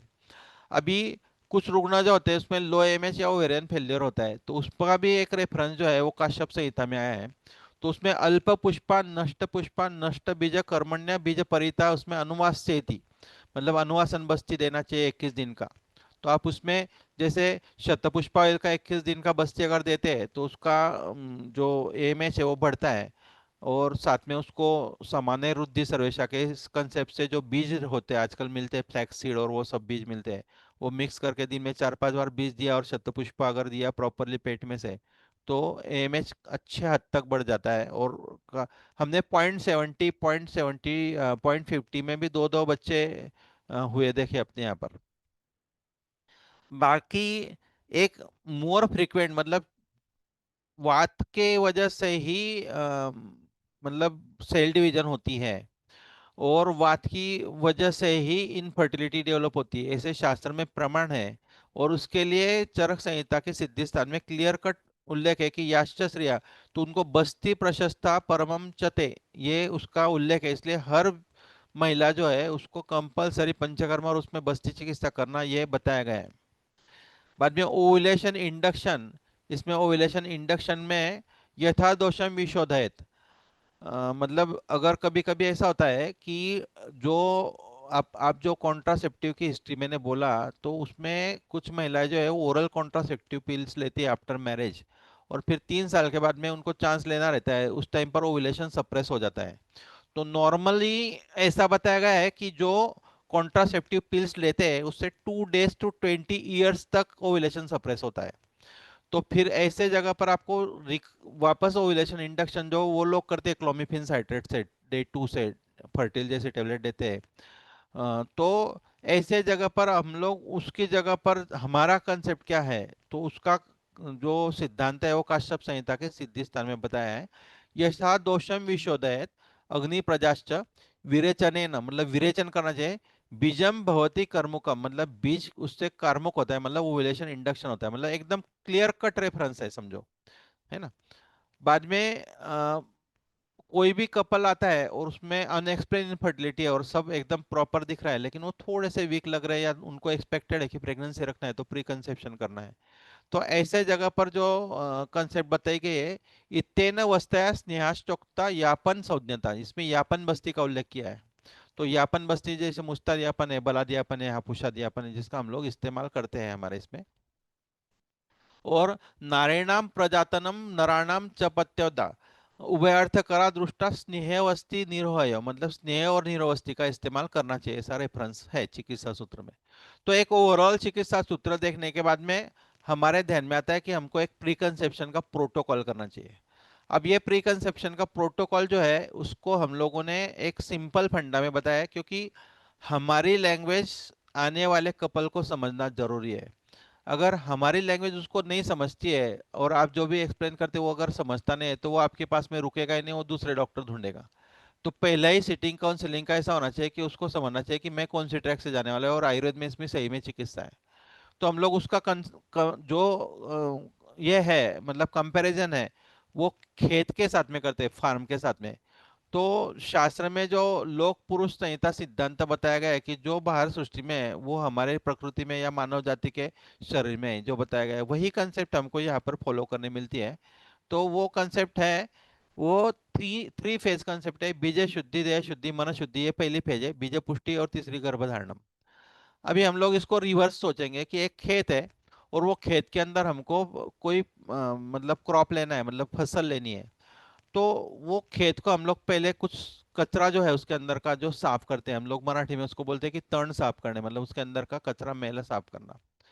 फिर हम लोग उसमें जोक चलाते हैं और उसको वेंटिलेट करते हैं।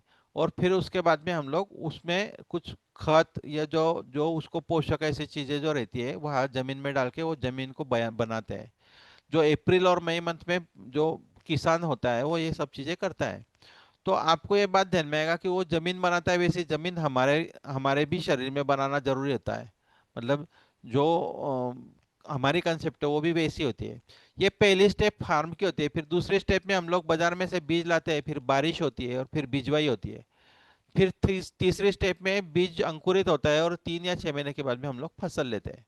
तो सेम कंसेप्ट हमारी है कि बीज शुद्धि, देह शुद्धि और मन शुद्धि है पहली बीज प्रोसेस है। इसमें हम लोग पहले बॉडी को तैयार करते हैं, बीज पुष्टि से हम लोग जो बीज है उसको अच्छा बनाते हैं क्योंकि वो हमारी परमानेंट प्रॉपर्टी है। और फिर तीसरी चीज जो है वो गर्भधारणा होती है।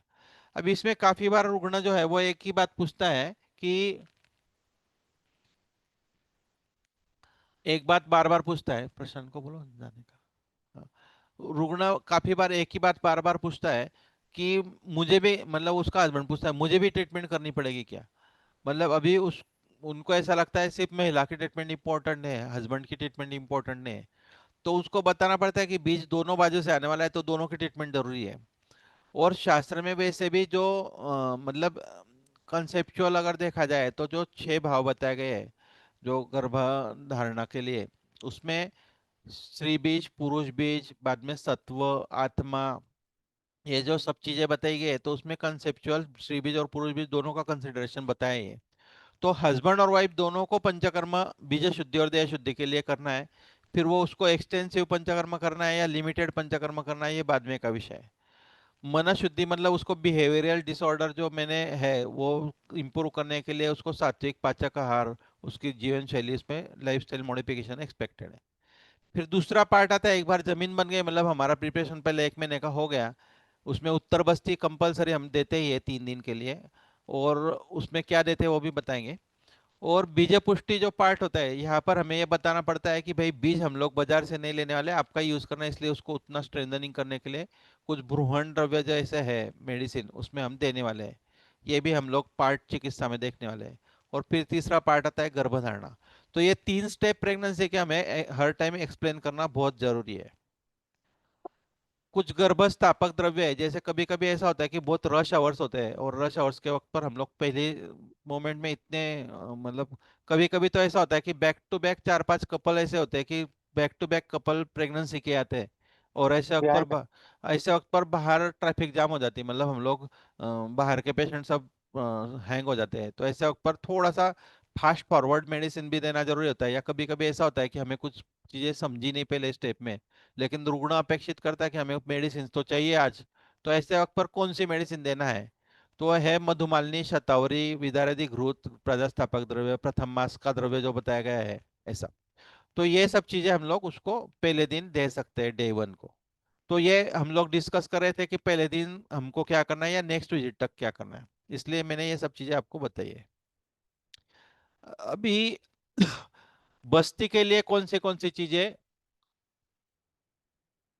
कॉमनली इस्तेमाल होती है।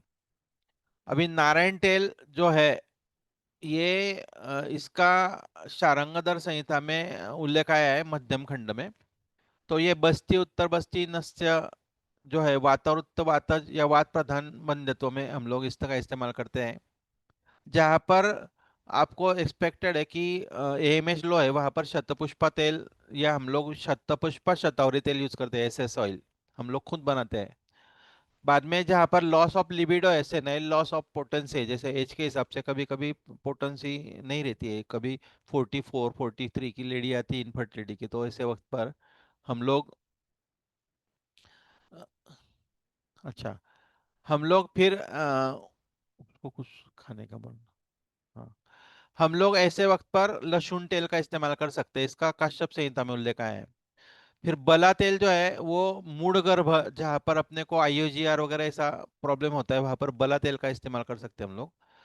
बाद में उपविष्टक नागोदर ऐसे भी बताए गए उसमें भी। बाद में शतावर्यादि अनुवासन, मुस्तादियापन और सहचरादि अनुवासन, ये जो है जिनको रिपीटेड स्टिल बर्थ या इंट्रायूटेराइन डेथ होती है वहां पर इसका उल्लेख आया है सुश्रुत संहिता में, अष्टांग संग्रह में और अष्टांग संग्रह के इसके अंदर। तो ये सब ये सब जो रेफरेंसेस है, ये रेफरेंसेस के हिसाब से आप लोग इसका इस्तेमाल कर सकते हैं। कभी कभी ऐसा होता है कि हम लोग यमक स्नेह का भी इस्तेमाल करते हैं बस्ती में, जैसे कोई मनोहर स्रोतस का दिख रहा है तो ऐसे वक्त पर हम लोग नारायण तेल के साथ में कल्याण घृत मिक्स करके उसको बस्ती देते हैं। बाद में अभ्यंतर में शतावा चूर्ण, जिन्हें मैंने बताया शतपुष्पा, जो लो एमएच में, पीसीओडी में, मेंस्ट्रुअल इरेगुलरिटीज में, हार्मोनल इश्यूज में दे सकते हैं। कल्याणक क्षार, जो जहाँ पर हमें लेखन अपेक्षित है वहां पर सुकुमार घृत के साथ में अपान काल में कल्याणक क्षार का बहुत अच्छा इस्तेमाल अर्श, गुल्म, कृमि, उदावरत, डिलेड मेंस्ट्रुएशन में होता है, पीसीओडी, ओबेसिटी।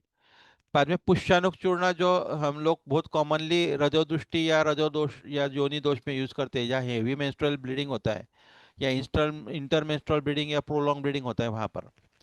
बिल्वादी गुलिका, जहाँ पर हमें कफमेदज विषहर योग है ये, मतलब जहाँ कफमेदज संप्राप्ति है, ओबेसिटी, पीसीओडी, एंडोमेट्रियोसिस, हाइपरलिपिडीमिया। यहाँ कभी कभी कुछ रुग्ण में ऐसा देखने को मिलता है कि कई वृश्चिक दंश की या जो चूहा है वो काटने की हिस्ट्री होती है या कुत्ता काटने की हिस्ट्री होती है, वहां पर बिल्वादी गुलिका का इस्तेमाल होता है, क्योंकि वो वहां पर गर्विश को भी दूर करता है। योगराज गुगुल बहुत ही सुंदर रिजल्ट महायोगराज और योगराज गुगुल और महाराज नदी कषाय के। एक्चुअली महाराज नदी कषाय का उल्लेख जो है, उसकी फलश्रुति जो है, उसमें वन्यत्व का भी उल्लेख आया हुआ है।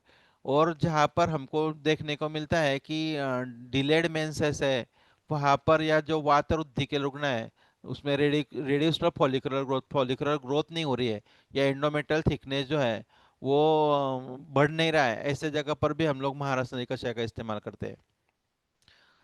धन्वंतर कषाय, जहाँ पर हमें इम्प्लांटेशन का इशू होता है कि इम्प्लांटेशन प्रॉपर नहीं हो रहा है, वहां पर बल्य स्वरूप में मधुमालिनी वसंत के साथ में धन्वंतर कषाय दे सकते हैं। बाद में जो त्रयंतैदी कषाय है, वो uterine polyps, fibroids, unruptured follicle rupture नहीं हो रहा है या फॉलिकुलर सिस्ट जहाँ पर डेवलप हुए, वहां पर हम लोग त्रयंतैदी कषाय देते हैं। त्रयंतैदी कषाय के साथ में जो साइड का फॉलिकल बढ़ा है वो साइड में एक 3 बूंद अदरक का रस अगर वहां 12वें 14वें दिन से अगर शुरू कर देते हैं हम लोग, तो बराबर 16वें 17वें दिन रप्चर होता है। आज ही एक पेशेंट को इश्यू था तो उसका अपने आप रप्चर हुआ।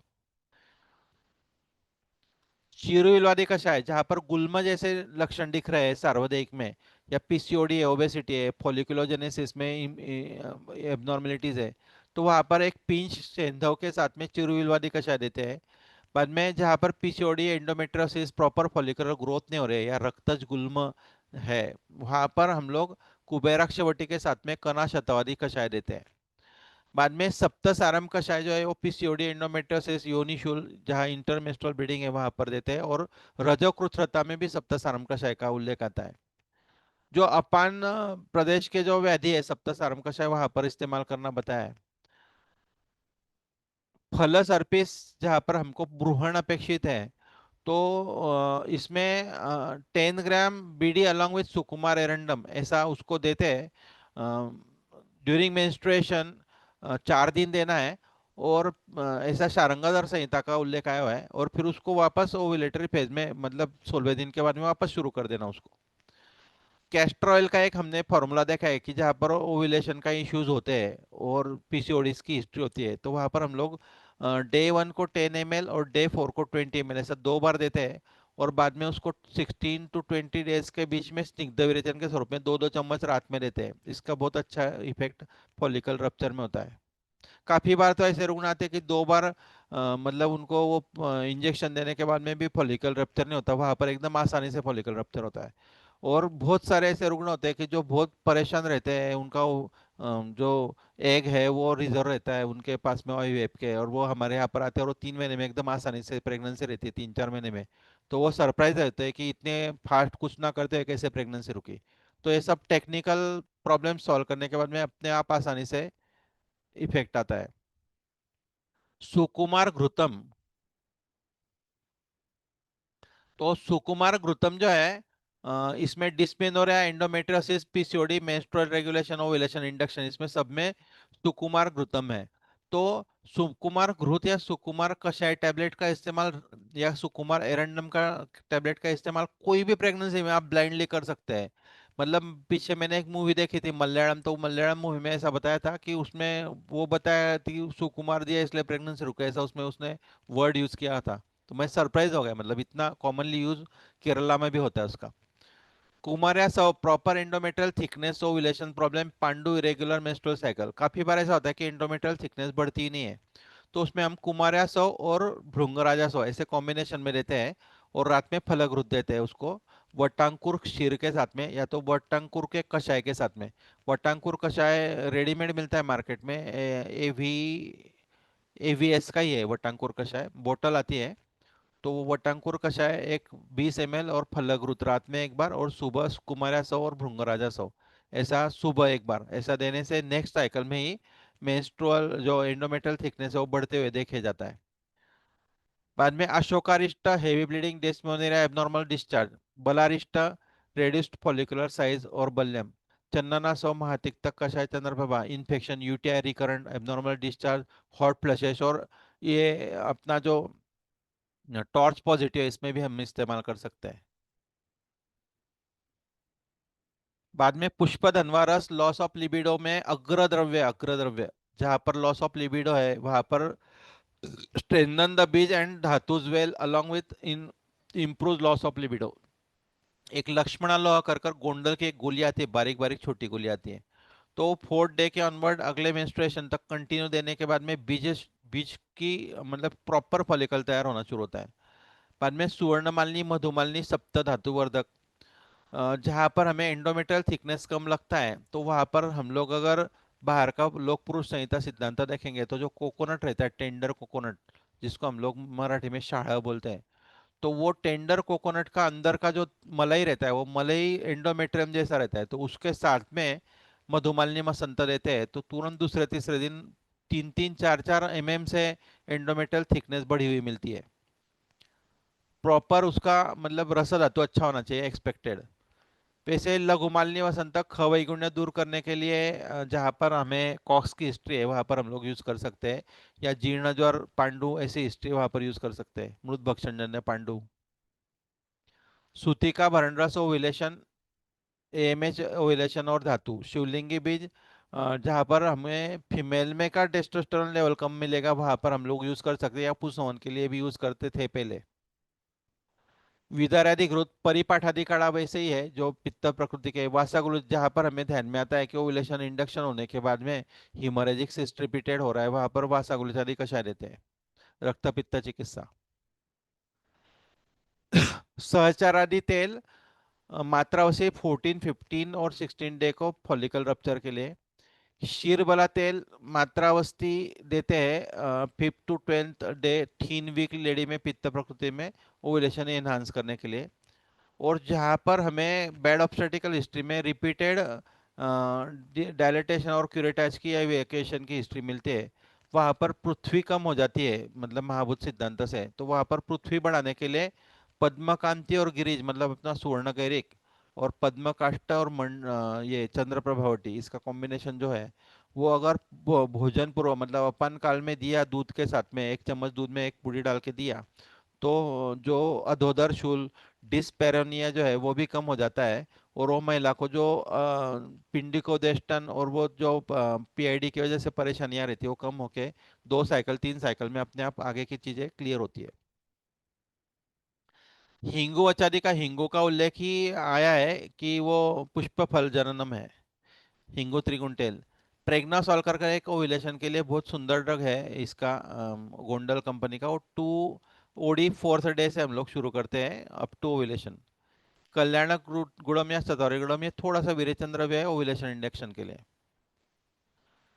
वैसे ही अगर एंग्शियस लेडी है तो उसमें कल्याणावल है, ओबेज लेडी है तो शिवागुलिका अयस्कृति, और जिन महिलाओं में रिपीटेड यूटीआई उसमें बस्तामन तक घृत और वर्णशोधन तेल का मात्रावस्थी। अगर ओबेज पीसीओडी है तो निशा कतकारी, निशा मलकरी इंसुलिन रेजिस्टेंस में, कतक खदिरादि। अगर इनफर्टिलिटी रिलेटेड विथ अपतर्पण डायबिटिक है तो उसमें रुष्य धातुवर्धक ऐसे इसमें परम औषध बताए गए वसंत कुसुमाकर। श्वेत स्रावी मुसरी खदिरादि, फलग्रुत शिरबला तेल का पिचू योनि रुक्षता एट्रोफिक वजाइनाइटिस में, या तो योनि शुष्कता या डिस्पेरिनिया कष्ट संघ में हम लोग यूज करते हैं।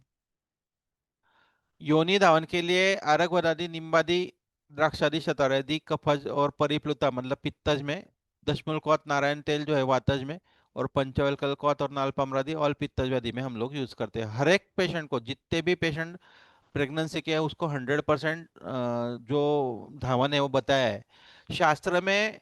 जैसे 4 चीजें बताए, गर्भ संभव सामग्री, ऋतु क्षेत्र, अम्बु बीज, लेकिन उसके अलावा 3 और चीजें जो है वो काश्यप और डल्लन ने बताई है। वो है मार्ग, रुधि और वात। मतलब मार्ग जो होता है, जो ट्रैक होता है, वो भी अच्छा होना चाहिए, और उसका रुधि मतलब दोनों के विचार भी मिलने चाहिए, और जो वात है वो जगह पर होना चाहिए, मतलब जो आशय आकर्षक गति है वो नहीं डेवलप होनी चाहिए वात की। इसलिए तो इसलिए योनि धावन इज कंपलसरी। अभी हम लोग लास्ट फेज की तरफ जा रहे हैं, वो है केस स्टडीज। एक 3 केसेस है। एक्चुअली बहुत सारे केसेस अभी हुई है, लेकिन मैंने समयाभाव के कारण से जो ओल्ड केसेस थी वही कंटिन्यू की है। तो उसमें ये एक केस है जिसमें बीज नलिका अवरोध है, मतलब ट्यूबल ब्लॉकेज है। ये रुग्णा जो है, इसका जो मैरिड लाइफ था वो ऑलमोस्ट 2 इयर्स का था, और उसको इरेगुलर मेंसेस और कष्ट संग था, और उसको सेकेंडरी इनफर्टिलिटी थी, और इन हस्बैंड को भी ओलिगोस्पर्मिया था। तो हमने उसके सब जो इन्वेस्टिगेशन किए, उसमें फॉलिकल का भी एक इशू था, और बायलेटरल ट्यूबल ब्लॉकेज था, और पॉलीसिस्टिक ओवरी थी, और उसकी 2021 में लास्ट डीएनसी हुई थी। तो आयुर्वेदिक पर्सपेक्टिव से हमने उसको अंडवाहिनी अवरोध, कफानुबंध पित्त, मिथ्याहार विहार जनित स्निग्ध उष्ण गुण जो थे उससे पित्त, और मंद गुण से कफ बढ़ा हुआ था, नृक्ष गुण से वात, मतलब उसको सान्निपातिक संप्राप्ति और अपान गुण ने ऐसा कंसेप्ट दिया, क्योंकि उसको पीसीओडी भी था। अभी मैंने आपको बोला था रस प्रेफरेंस, और वो जो बताए थे मैंने डाइटरी हैबिट्स, उसका परिणाम कहाँ हम देखते हैं उसके मिथ्याहार विहार में, वो अपने को यहाँ देखने मिलेगा। फिर चिकित्सा सूत्र डिसाइड किया, निदान परिजन ने उसके खान पान पर और उसके एक्सरसाइज पर उसको ध्यान देने लगा है, और शोधन में उसको पित्त का विरेचन, और बाद में बस्ती धातु पोषण के लिए और वातानुलोमन चिकित्सा, उत्तर बस्ती और अभ्यंतर चिकित्सा शुरू की। विरेचन सुकुमार घृत और इच्छा भेदी से दिया, मात्रावस्थित सहचरादि सेव्यम और कषायवस्थित दशमूलादि निर्वह से दिया। अभी सेव्यम का अर्थ होता है मृदुपाकी, मतलब हम लोग जो स्नेहपाक कल्पना सीखे, जो अपना उसमें जो खर, मृदु और मध्यम ऐसे 3 पाक बताए गए। तो उसमें जो खर और मध्यम पाक है वो हम लोग एक्सटर्नल यूज के लिए लेते हैं, और जो इंटरनल यूज के लिए है जो अभ्यंतर, तो उसको सेव्यम मतलब मृदु पाकी द्रव्य यूज करना है, इसलिए सहचरादि सेव्यम यूज किया। नस्यक शिरबला तेल का, बाद में शिरोधारा, ओजोप शिरोधारा ऑयल, ये हमने अमल की ब्राह्मी का एक शिरोधारा ऑयल बनाया है।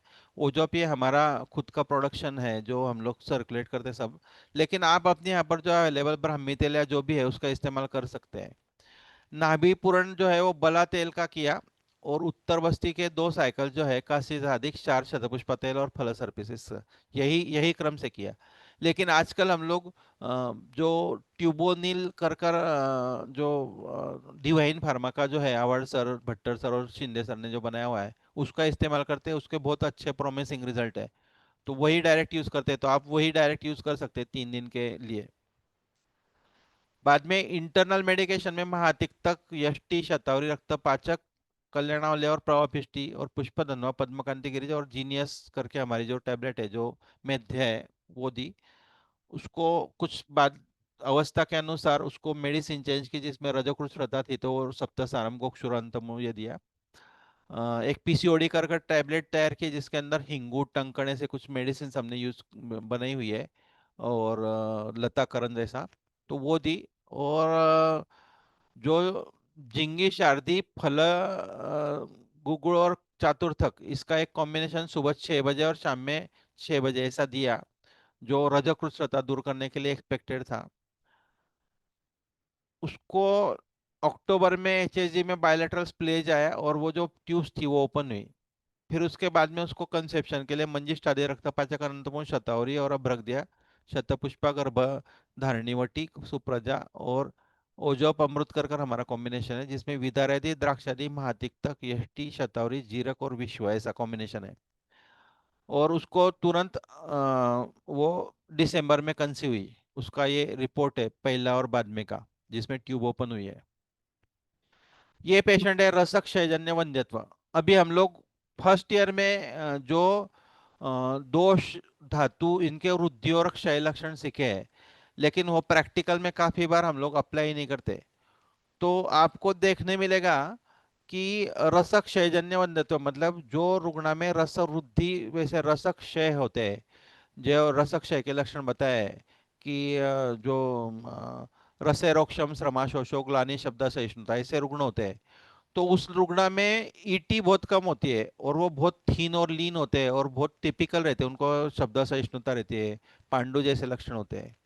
तो ऐसी रुग्ण थी जिसको रजकृष्णता, दुर्बलता, कष्ट संगता, योनि रुक्षता थी, एट्रोफिक वजाइटिस, दाह, कंडू, श्वेतस्राव था, भ्रम और मलाष्टम था। उसका हस्बैंड का सीमेन और इंटरकोर्स की फ्रीक्वेंसी बहुत नॉर्मल थी और 2 अनसक्सेसफुल आईवीएफ साइकिल के बाद में वो आई थी। अभी वो रुग्ण को बच्चा भी हुआ है और उसके साथ में उसका अभी देवर और देवरानी भी आए थे इनफर्टिलिटी के, उनको भी अभी प्रेगनेंसी रुकी है। तो उसमें इनसफिशिएंट ईटी थी और वो रुग्ण जो थी उसको ये बताया गया कि तेरा वो हम वहाँ पर फ्रीज किया है। तो वो जो मैडम थी आईवीएफ की, उन्होंने यहाँ अपने यहाँ इसलिए भेजा कि सर इसका ईटी नहीं बढ़ रहा, बोले हमने सब कोशिश की, तो आप इसका ईटी बढ़ा दो मेरे पास में, बोले हम जो फ्रीज किया है तो बाद में मैं उसको ट्रांसफर करूंगी, मतलब वो फर्टिलाइज करके एम्ब्रो ट्रांसफर करूंगी। तो मैंने उसको देखने के बाद में उसके पेरेंट्स को बोला कि कितनी मेडिसिन देते हैं, बोला कितनी है दुबली है या कहा इसको इतनी मेडिसिन दे रहे हैं, आप थोड़ा अभी 3-4 महीना मन शांत रखो और मेडिसिन दो। उसको उसका रजर वृत्तांत जो था LLMP 17-5 और उसका LMP जो था बाद में वो 6-8 ऐसा था, मतलब उसको इरेग्युलर साइकिल थी। और जो USG था इसमें right ovary multiple small follicle 5 से 6 mm के और ET सिर्फ 2.4 mm थी। और उसकी जो उसका जो फॉलोअप था उसमें यूपीटी दोनों बार हुई तो निगेटिव थी और वो सस्पेक्टेड था, इसलिए सोनोग्राफी करने के बदले हमने बीटा एससीजी किया, वो बहुत ही कम था। मतलब उसका निदान हमने पित्त वृद्धि ड्यू टू पास्ट इलनेसेस और irregular food habits, outside food, untimely food anxiety and frustration और अनइंटरेस्टेड इन ग्रोथ एंड शीर इंटेक, मतलब उसको बिल्कुल वो घी और दूध देखा तो भी वो परेशान रहती थी, ऐसी उसकी स्थिति थी। और उसकी चिकित्सा हमने कि निदान परिवर्तन, lifestyle modification, positive approach, meditation, yoga और मृदु विरेचन एंड पित्त शमनम विद शीतवीर्य द्रव्य और रसपाचक एंड ब्रूहण चिकित्सा, ऐसा उसको हमने एक्सपेक्टेड जो चिकित्सा थी वो ऐसे की। लघु विरेचन शुरू में दिया दोनों को घर पर क्योंकि वो इमीडिएटली रेडी नहीं थे पंचकर्म के लिए, इसलिए हस्बैंड को विदारायदी घृत और अभयादि मोदक दिया और वाइफ को कल्याणक घृत एरेंडस ने दिया थोड़ा मृदु स्वरूप में। और प्री कंसेप्शन प्रोटोकॉल जो था हमारा बस्ती का, तो वो उसको 15 दिन के बाद में प्लान किया। वाइफ को मात्रावस्थी शतपुष्पा शतावरी तेल से दिया और कषायवस्थी बलादी अपन दी और योनि धावन नालपामरादी क्षीरबला तेल और पिचू भी दिया उसको। शिरोधारा वो शिरोधारा ऑयल से की या तो ब्राह्मी तेल से आप कर सकते हैं। और हस्बैंड को भी वैसे ही हमने यापन बस्ती ब्रूहण बस्ती दिया। मैंने आपको बताया कि फॉरेन कंट्री में ये यूज होता है, तो उसमें ये जो उस वो पेशेंट ने मुझे भेजा कि हम लोग इसका इस्तेमाल करते हैं, इसलिए मैंने आपको ये भेजा। शायद ये इस पर अमेजोन पर अवेलेबल भी हो सकता है और उसने उसका तरीका भी बताया कि कैसे उसको करना है। हस्बैंड को कुछ मेडिसिन दी और वाइफ को प्रजास्थापक गण, मधुमालिनी वसंता और चूर्ण में एक कम्बो दिया और मानस मित्र वटक दिया मॉर्निंग में एक, क्योंकि वो थोड़ी फ्रस्ट्रेटेड ज्यादा थी। परिपाठ आदि काढ़ा वो पित्त प्रकृति थी। नस्य दिया उसको ज्योतिषमती नस्य जो हमारा ही है बना हुआ है, जिसके अंदर सब मेद्य द्रव्य और जैसे बादाम अखरोट ऐसा इसका इस्तेमाल किया है। शिरबला तेल का योनि पिचू दिया और पंचकर्म होने के बाद में उसको फिर जीवनीय गण, माश योग, मेध्यवटी, ब्रूहण गण, विदारदी घृत, मतलब सब उसको जो बल्य ब्रूहण चिकित्सा थी रसक क्षय दूर करने के लिए वो सब शुरू की।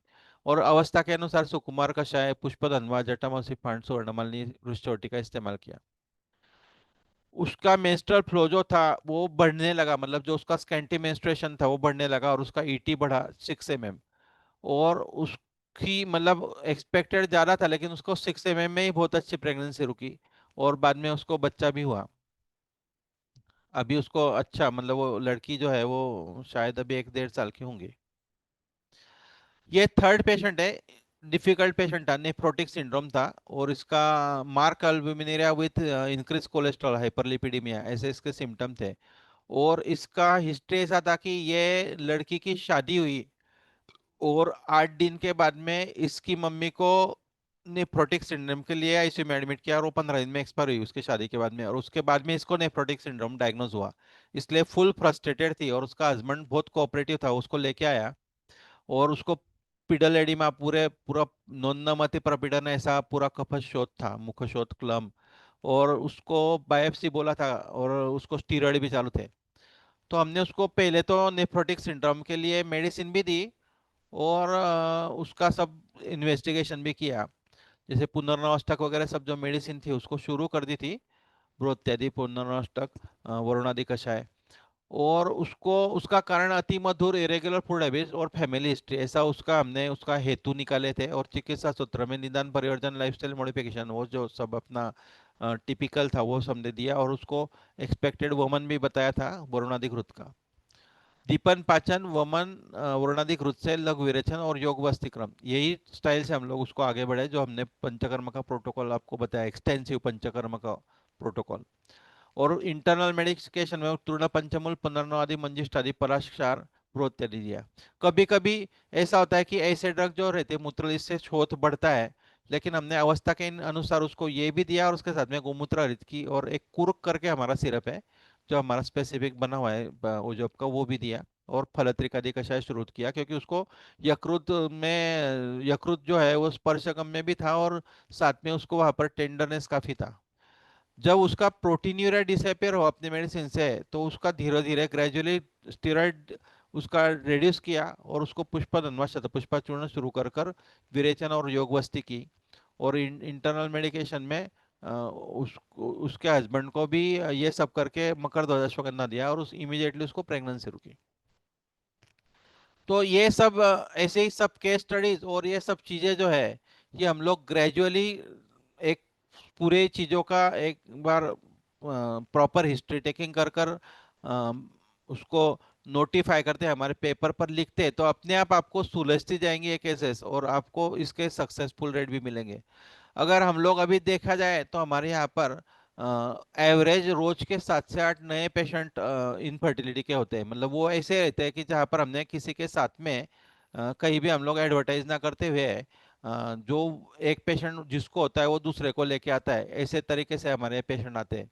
तो एक और इसका एक फायदा होता है इनफर्टिलिटी के प्रैक्टिस का, कि आपको वो जैसे एक महाभारत में कि ये सूर्य और ये जयद्रथ, ऐसा जो एक होता है कि जब बच्चा हाथ में आता है, इनफर्टिलिटी में एक कंसेप्ट पक्का ध्यान में रखना चाहिए कि जो स्कोर या स्टैटिस्टिकल डेटा बताते हैं बाहर, तो उसमें सिर्फ यूपीटी पॉजिटिव तक का बताते हैं, लेकिन आपको ये डेटा जो है आपका मेंटेन करना वो यूपीटी पॉजिटिव नहीं, जब बच्चा हाथ में आएगा तब तक का डेटा देना चाहिए।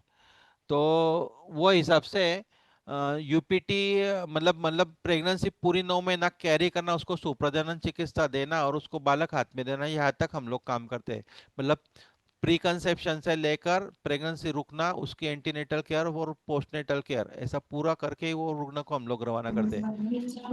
और लकीली मतलब भगवान की कृपा से ऐसी स्थिति है कि जो बच्चे अभी 30 ईयर प्रैक्टिस की वजह से जो बच्चे हमारे हाथ के हुए थे, उनके बच्चे हमारे पास में मतलब थर्ड जनरेशन चालू है ऐसा। और इस विषय में जितना काम करेंगे उतना कम है, क्योंकि ये बहुत एक थर्स्ट, मतलब ये जो सब्जेक्ट है ये इतना ऐसा फैला हुआ है कि आपको इतने पेशेंट मिलेंगे, और प्रैक्टिस में का जो सक्सेस रेट है वो उनके इसमें 15 to 20% आईवीएफ का वो बताते हैं, लेकिन हमारे इसमें हमने एवरेज देखा कि 70 to 80% हमको इसका रिजल्ट मिले। मतलब वो जो रुग्ण आती है वो रुग्ण हर हर रुग्ण ऐसा लेके आता कि वो उसको लेके आता, बोलता है कि नहीं तुझे बच्चा होगा तो सिर्फ यहाँ पर चल, ऐसा। तो इस तरह से आपको इसकी ट्रीटमेंट करना है। इसमें काफी बार हम लोग बहुत बिजी होने की वजह से आपको तुरंत जवाब नहीं दे पाएंगे, लेकिन किसी को कुछ इश्यूज होंगे तो आप हमें मैसेज डालना, हम जैसा टाइम मिलेंगे आपको कनेक्ट हो सकते हैं। ओजस आयुर्वेद ये हमारा हॉस्पिटल है जहाँ पर हम लोग काम कर रहे हैं लास्ट मतलब 30 ईयर से प्रैक्टिस है, लेकिन यहाँ पर हम लोग काम कर रहे हैं लास्ट 15 ईयर से।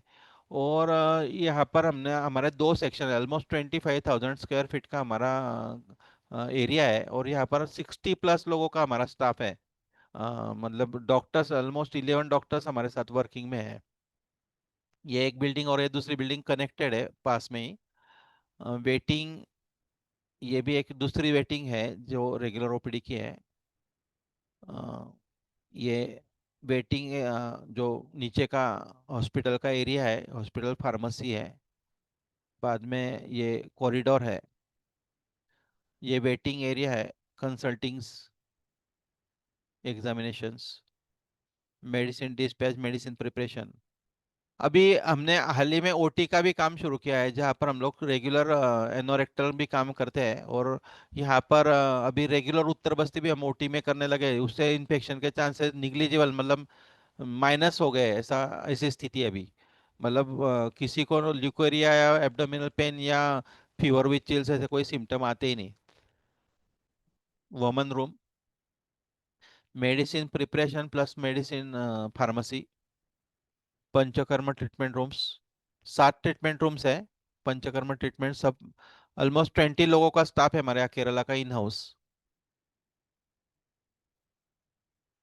ये आईपीडीज के रूम्स है, जो स्पेशल रूम और जनरल वार्ड।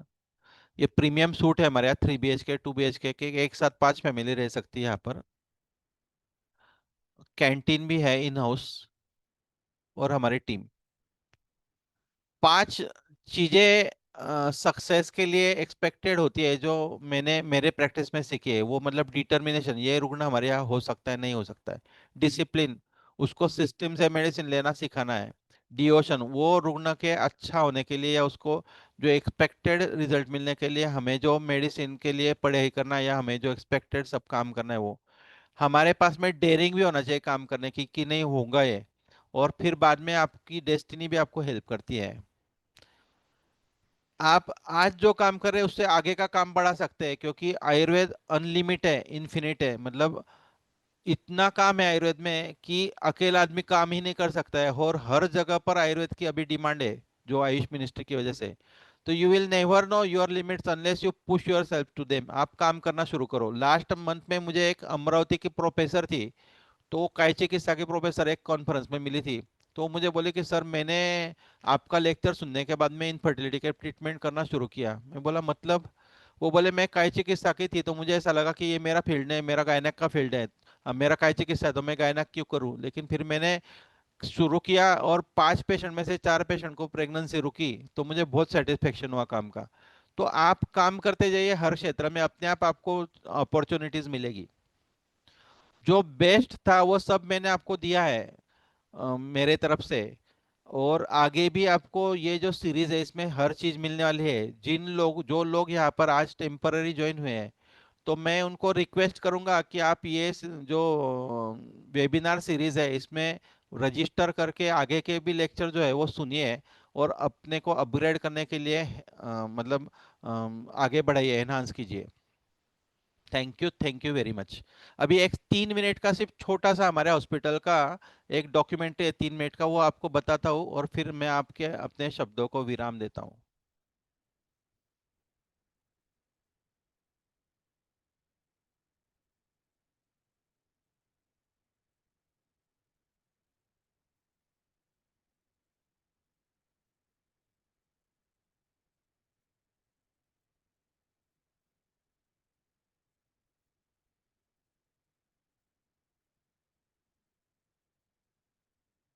ये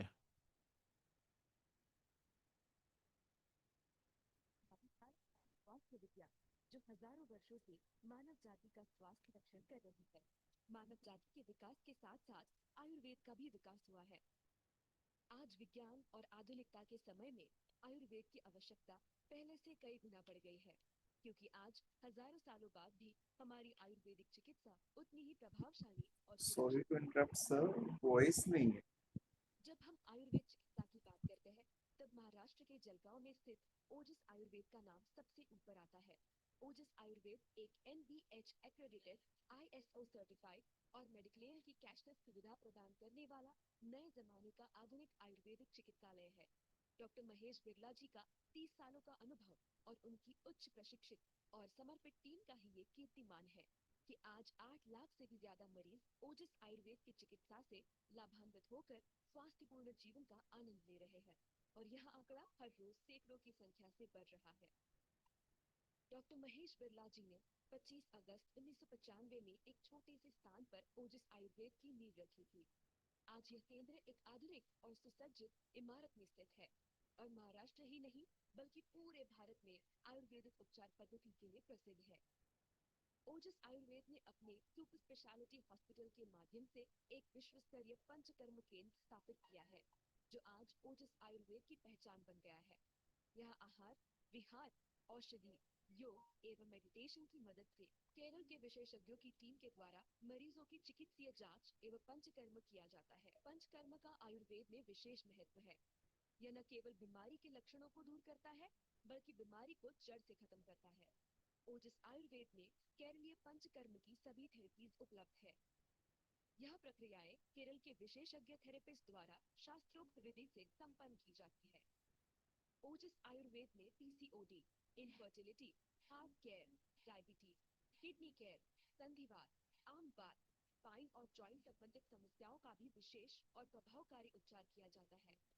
यहाँ पर कैंसर जैसी बीमारी में कीमोथेरेपी तथा रेडियोथेरेपी के दरमियान उत्पन्न हुए दुष्परिणामों की तीव्रता कम करने के लिए पूरक पंचकर्म जैसी विविध चिकित्सा प्रक्रियाएं भी विशेष रूप से उपलब्ध है। अन्य चिकित्सा के साथ साथ यहाँ पर महिलाओं के लिए विमेन्स केयर, विवाहित जोड़ों के लिए डिटॉक्स पंचकर्म, गर्भवती महिलाओं के लिए गर्भ संस्कार और गर्भधारणा पूर्व चिकित्सा और बच्चों के लिए स्वर्ण प्राशन इत्यादि सेवाएं सुविधापूर्ण पैकेजेस के द्वारा प्रदान की जाती है। ओजस आयुर्वेद का रेजुविनेशन पैकेज यह पूर्ण रूप से स्वस्थ व्यक्ति के स्वास्थ्य को अधिक मजबूत करते हुए उसे बीमारियों से दूर रखने में मदद करता है। ओजस आयुर्वेद के संस्थापक डॉक्टर महेश बिरला जी ने अपना संपूर्ण जीवन आयुर्वेद को समर्पित किया है। उनके व्याख्यान आज केवल भारत में ही नहीं बल्कि विदेशों में भी सुने जाते हैं। विश्व के हर व्यक्ति तक आयुर्वेद में प्रकाश पहुंचाना ही उनके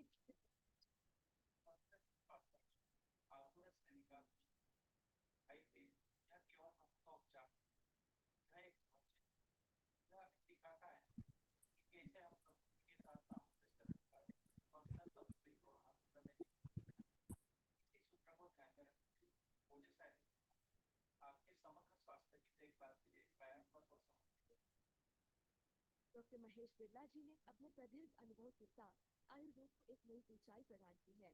साथ ही उन्होंने अपने अनुभव का उपयोग करते हुए Ojo of health care pharmaceuticals company की स्थापना करके कई गुणवत्तापूर्ण औषधियों का शोध एवं निर्माण किया है।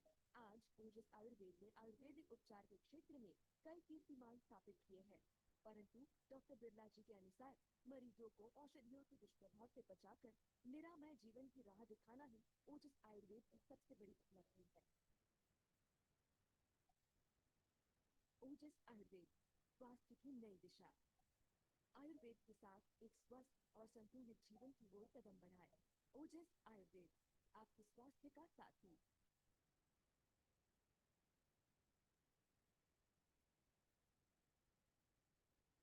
हेलो। हेलो, नमस्ते सर। हाँ रजत जी, आवाज आ सर, रही है? वीडियो की वॉइस नहीं आ रही थी सर।